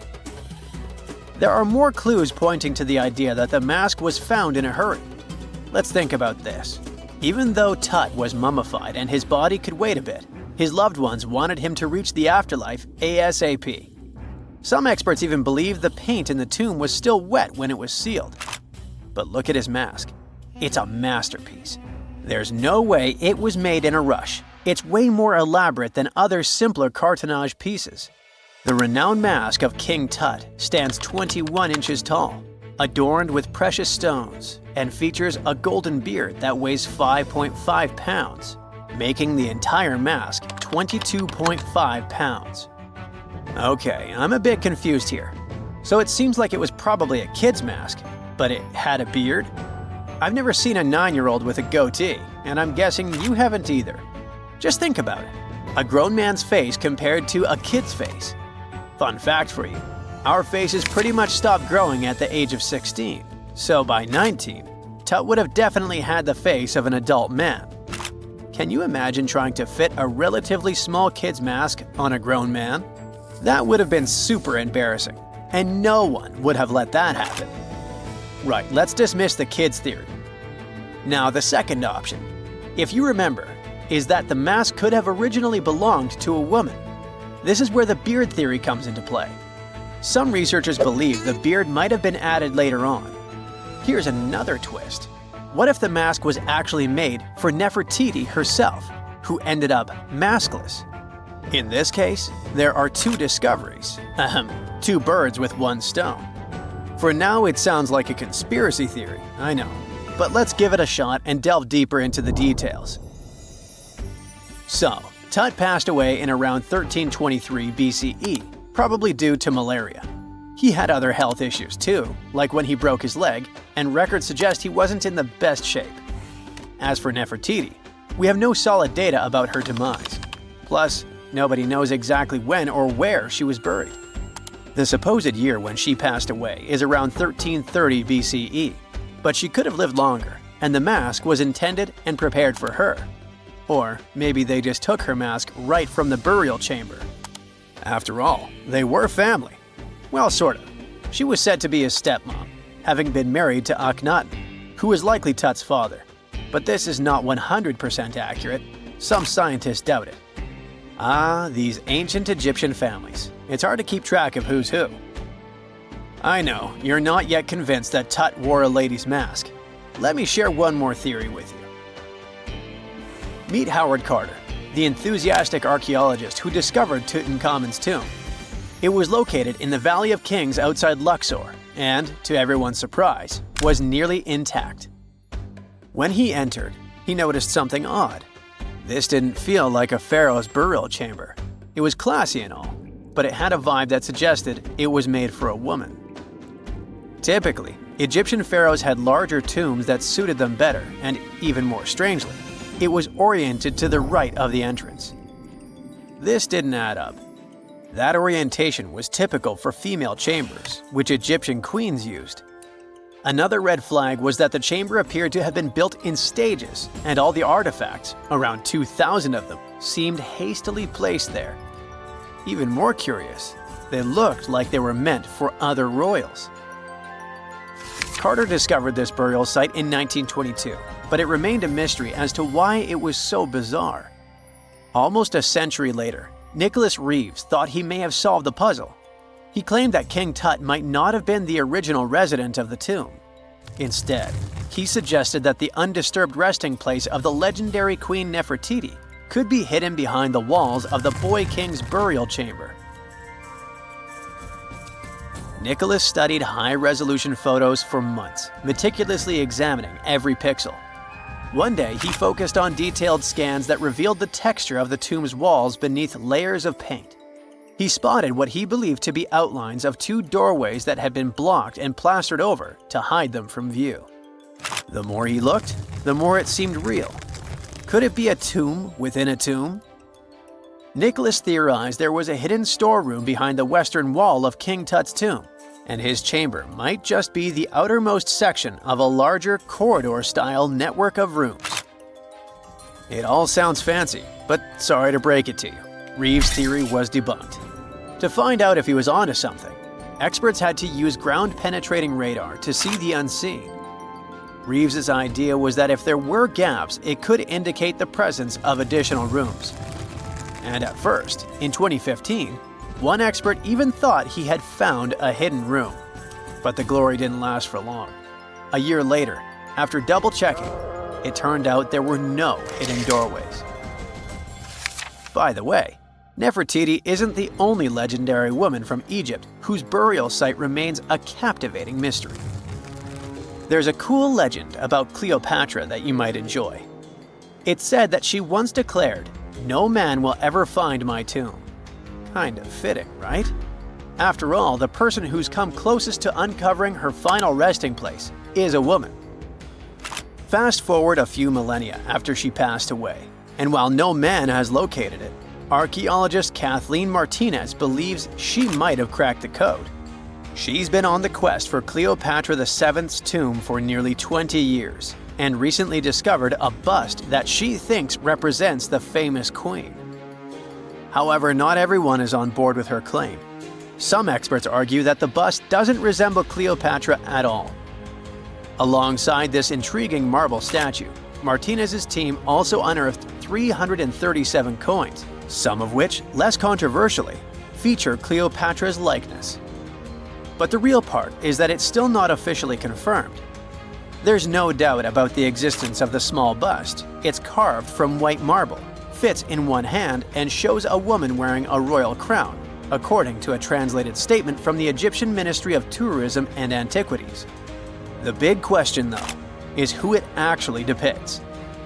While Martinez insists this statue is a representation of Queen Cleopatra VII, many other archaeologists argue that the facial features don't match, suggesting it likely belongs to a princess instead. Sorry, I can't resist the temptation of breaking the magic for a moment. Some folks believe that the whole idea of "no man will find my tomb" is misunderstood. Even if she did say it, what she probably meant was "no living soul," and it wasn't about gender at all. It can as well be just a beautiful legend. Toodaloo! Secant cosine tangent sine 3.14159. Yeah, that was the cheer we heard coming from the trigonometry club back in the day. For the rest of us in math class, terms such as sine, tangent, and pi were just bewildering. Who invented these and why? Was their only purpose to make it harder for students? Well, not quite. Trigonometry was invented by the ancient Egyptians. They needed this knowledge to construct pyramids, and they did a pretty good job too. The Great Pyramid in Giza still stands today, some 4,500 years after it was built. No recalls either. So let's get out of that classroom and on a journey through time to reveal the secrets behind the ancient Egyptians' precision. Here you are, standing on the Great Pyramid's construction site, some 9 miles from Cairo. Well, the city still isn't there, as you're surrounded only by the desert and teams of construction workers. They're transporting large stone blocks weighing 2.5 tons each. They're inside a wooden sled that sits on large rollers. A crew of 8 men rolls these blocks along the ground. You immediately think of the rollers on a supermarket cash register. The principle is exactly the same, but the scale is greater, much greater. Scientists estimate that the Egyptians used 2.3 million such blocks in the Great Pyramid alone. And the block in front of you is one of the lighter ones. The heaviest of them weighed up to 15 tons. But where did all these blocks come from? Most of them originated from quarries around Giza. It's not that impressive, you think, but wait until you hear how ancient engineers transported the granite used in construction over 500 miles to the pyramid. There were no railways or highways back then, but the mighty Nile was always there. Researchers even believe that the Egyptians dug a canal to connect the Nile directly to the pyramid's construction site. All they had to do then was to wait for the flood season to begin, and voila! The rising water levels floated the heavy stone blocks for them. But how did they lift the enormous stones on dry land to stack them up to the top? Did they use oversized cranes? Well, ancient Egyptians worked around this problem, literally speaking. One of the workers is now pointing to the giant ramp going around the pyramid they're building. This is how a mountain road zigzags its way to the top. If the ramp went directly to the top of the pyramid, then workers couldn't pull the stone blocks along it. It would be too steep. Scientists have calculated that 8% could be the maximum incline. So ancient Egyptians just extended the ramp around the pyramid. Again, these are all theories, as the ramp could have been inside the pyramid, as some researchers suggest. The exact building method is still a mystery, guarded by the Sphinx. That's its real name, right? Wrong. As the Great Sphinx is just the statue's alias. You know, the name writers take when they want to hide their true identity, or a singer's stage name. The Sphinx's real name, translated from Egyptian, means Horus in the horizon. That was the name for the Egyptian deity of the sky. The trail of mystery doesn't end there. As a man walks past you with a bucket of paint, he's going to add a touch of color to the Great Sphinx. Researchers found specks of this red color next to its ear. That was some strong paint, as it survived for thousands of years. You are now standing straight in front of the Sphinx. You look up. It's very tall, right? 66 feet to be precise. Now resist the urge to take a selfie. You can do it. Now you notice something else. It looks like the Sphinx is in the center of a giant triangle in the back. That's one side of the Great Pyramid. And no, your eyes are not playing tricks on you. The Sphinx really does sit in the center of the pyramid's lateral face. Here's where math comes in handy. A pyramid has 4 sides, called lateral faces. There's also a 5th face, the base, but that's not visible. It's, wait for it, face down. The Sphinx has one last mystery to reveal: its age. Scientists agree that Pharaoh Khafre built the Sphinx. He ruled after his father, who had built a great pyramid nearby. So both structures were finished around the same time. Let's talk about numbers again. You've heard of Cleopatra, the Egyptian princess described as a woman of great beauty. Hello? She saw the pyramids, but she lived closer to the time of the first iPhone than the time of the people who built the pyramids. Fascinating, right? You can see thousands of people around you. They're working hard to build the pharaoh's tomb. But how many of them are there exactly? One Greek philosopher estimated there were as many as 100,000 workers. Seems like an okay number for such an enormous structure, but it can't be true. Science simply can't back up this number. Egyptologists put the total number of workers at 30,000. And yes, Indiana Jones was one of them, at least on the big screen, but he showed up late. Egyptologists know a lot about the pyramids, but not everything. Not because they don't want to, but because they haven't yet dug up enough evidence. They can only guess how the building process went. First, engineers would arrive to choose the right spot and do the necessary measurements. That's why they needed all that complicated math.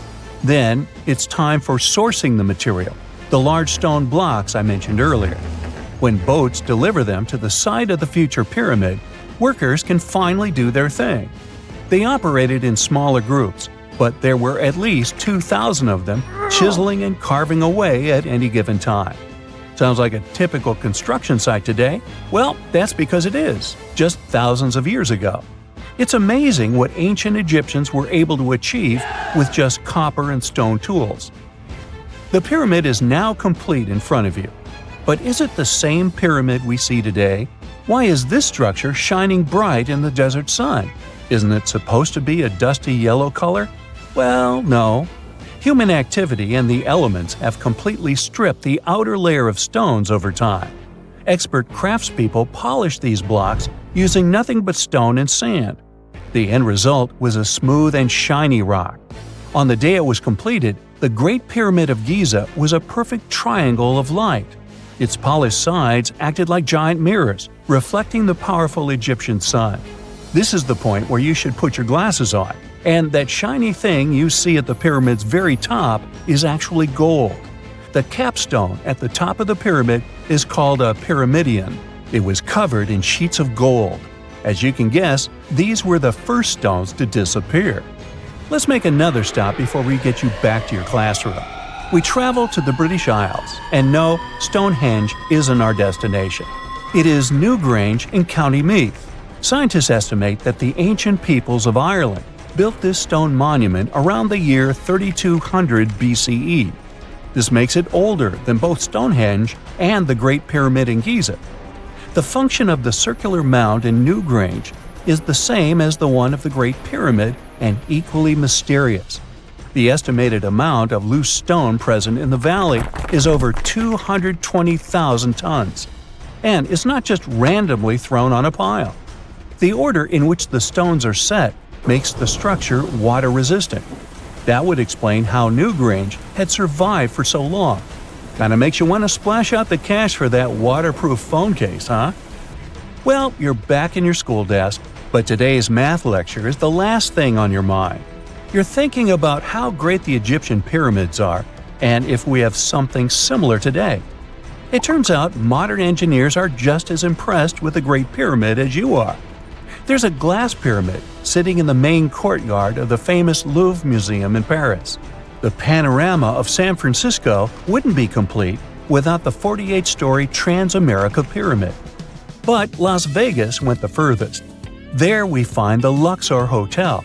It's so big that it's the third largest pyramid on the planet. And guess what's in front of it? Yup, a replica of the Sphinx. It's 110 feet tall, 2 stories higher than the one in Giza. Yeah, everything's bigger in Vegas.